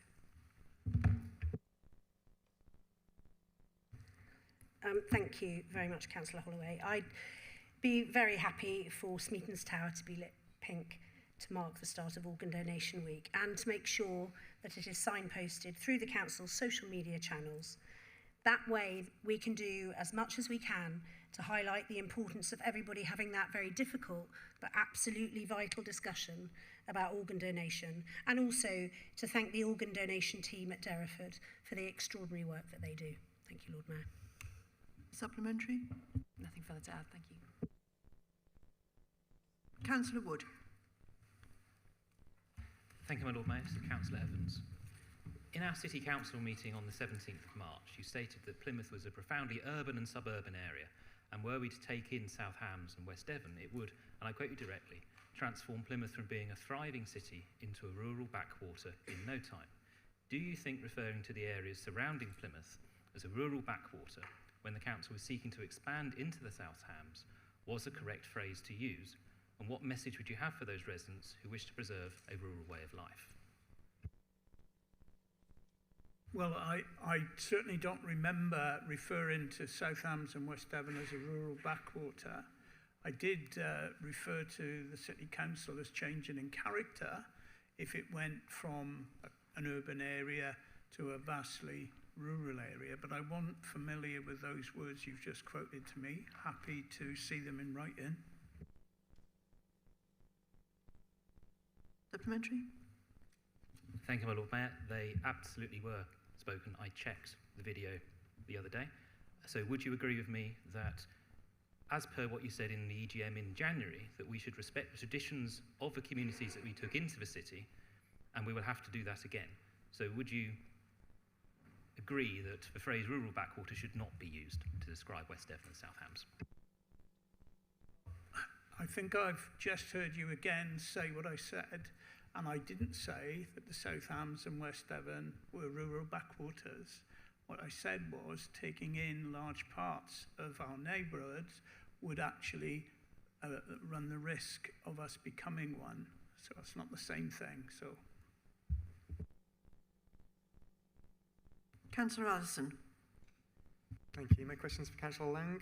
Could the Cabinet member update the Council on how the Box has been extending our city's cultural offer and engaging families and young people over the summer?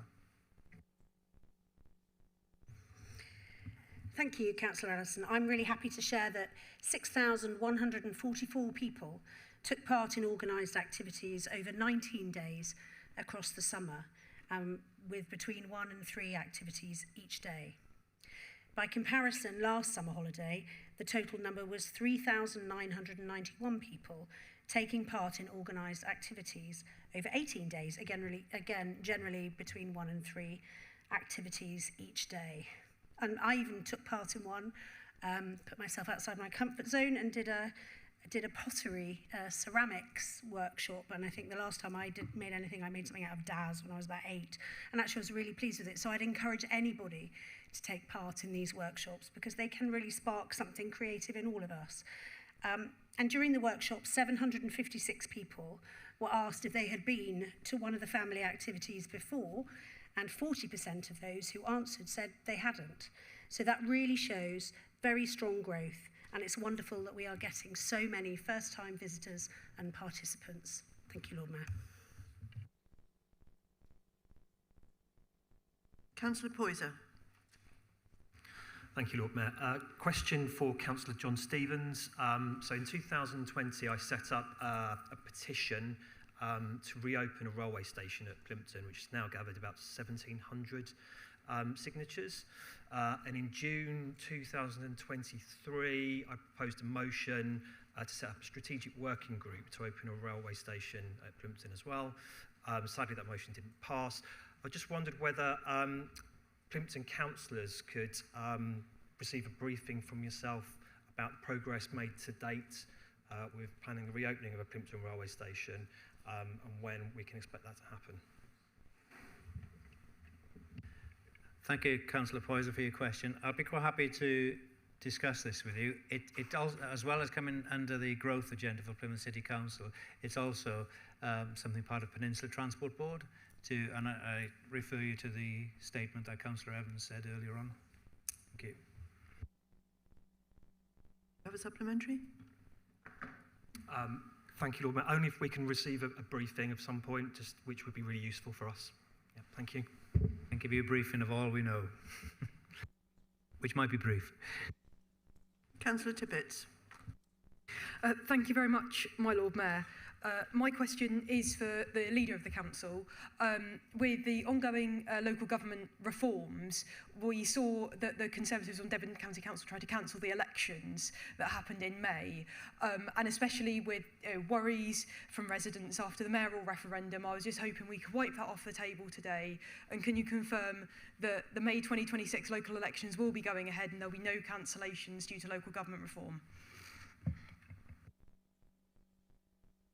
You mean local government reorganisation? 26 is going ahead. There's no reason that it shouldn't. Are you standing then? Because you said you weren't before.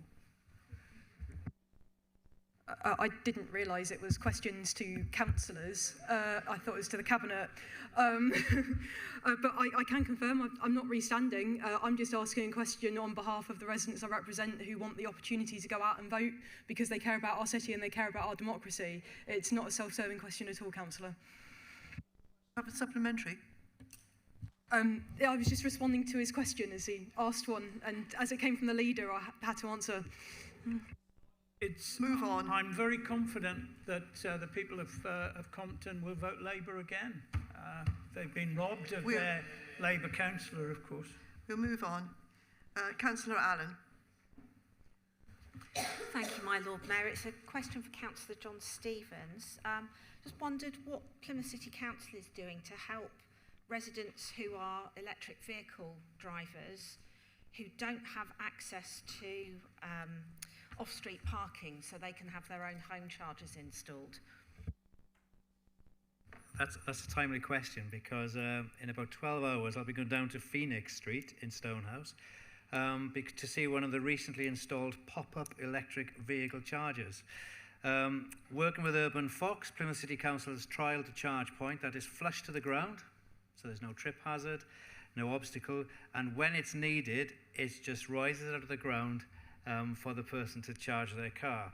It's not by magic or a miracle or a divine intervention, but what happens following the success of the trial, the new equipment that is now operational includes design features that supports ease of use for disabled motorists and users, and ensuring equitable access to EV charging near to residents' homes has never been more important, especially for those people without off-street parking, as you say, or access to one. There's no cost to Plymouth City Council. We actually receive 5% of gross revenue, excluding VAT, that they generate. And this collaboration underlines the commitment of the City Council to providing EV charging equipment right across the city as part of its EV infrastructure strategy.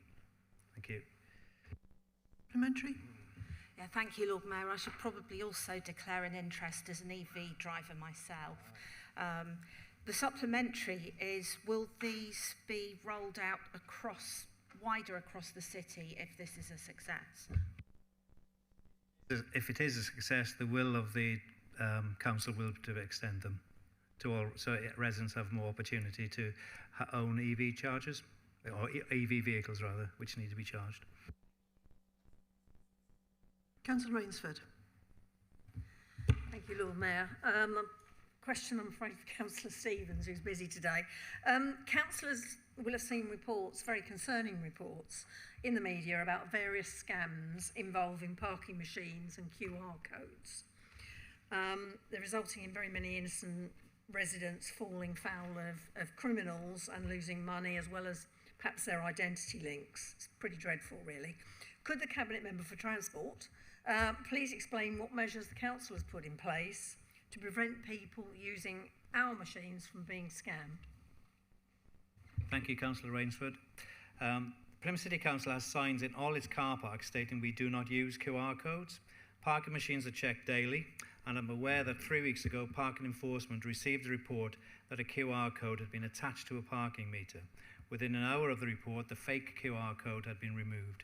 I'm confident that the parking enforcement team and officers are acting robustly in its checks on this issue, and the public should feel reassured. Perhaps we need to consider some comms that could be shared with residents to reassure them of this issue.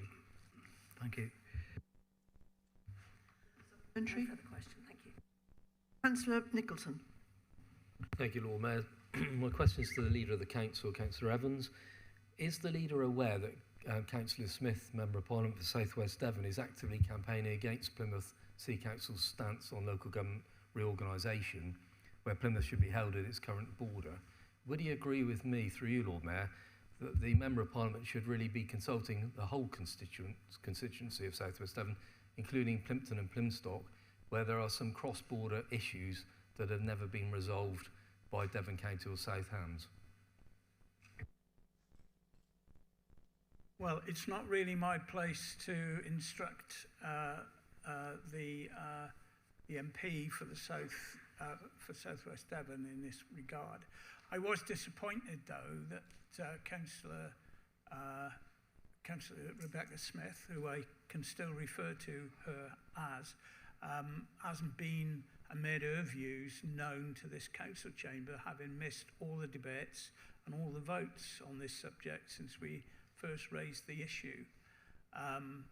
I would suggest perhaps that some of her Plympton constituents who are concerned about this should write directly to her, asking why she is campaigning for something that's to the detriment of Plymouth.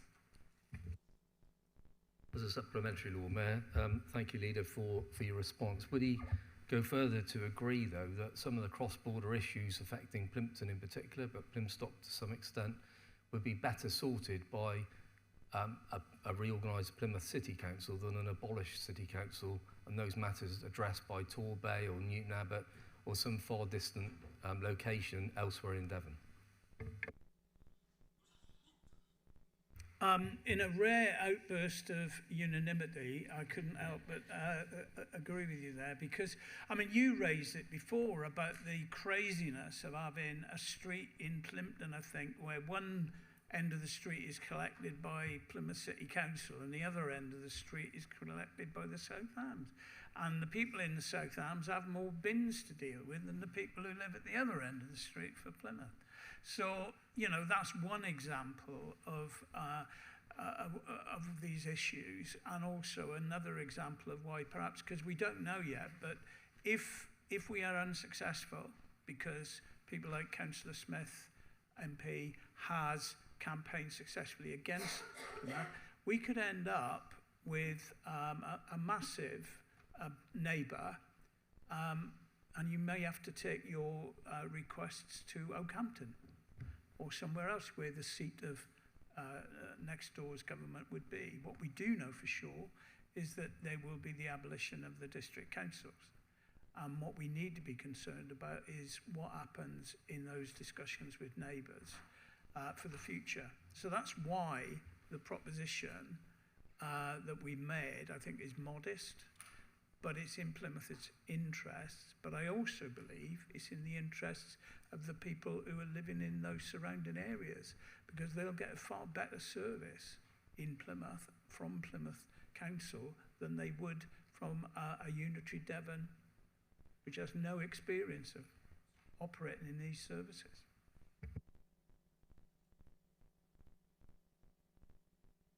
Does anybody else have any questions?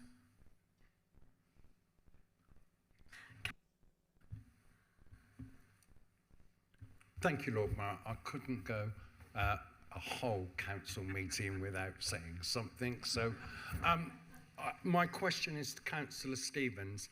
As the Devonport councillor for the last 20 odd years, who's been actively supporting public transport on behalf of the residents of Devonport, I thank you and the Labour government for giving us funding to allow a weekend bus to serve the residents of Mount Wise.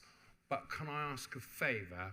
Could we please organise some more publicity to get out, like I did when I was cabinet member for new bus routes, that we've got the timetable out there? Because talking to the residents that, and I actually live there, is they don't know it.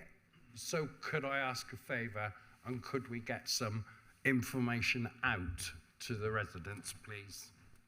Thank you. You know how I feel right now, don't you?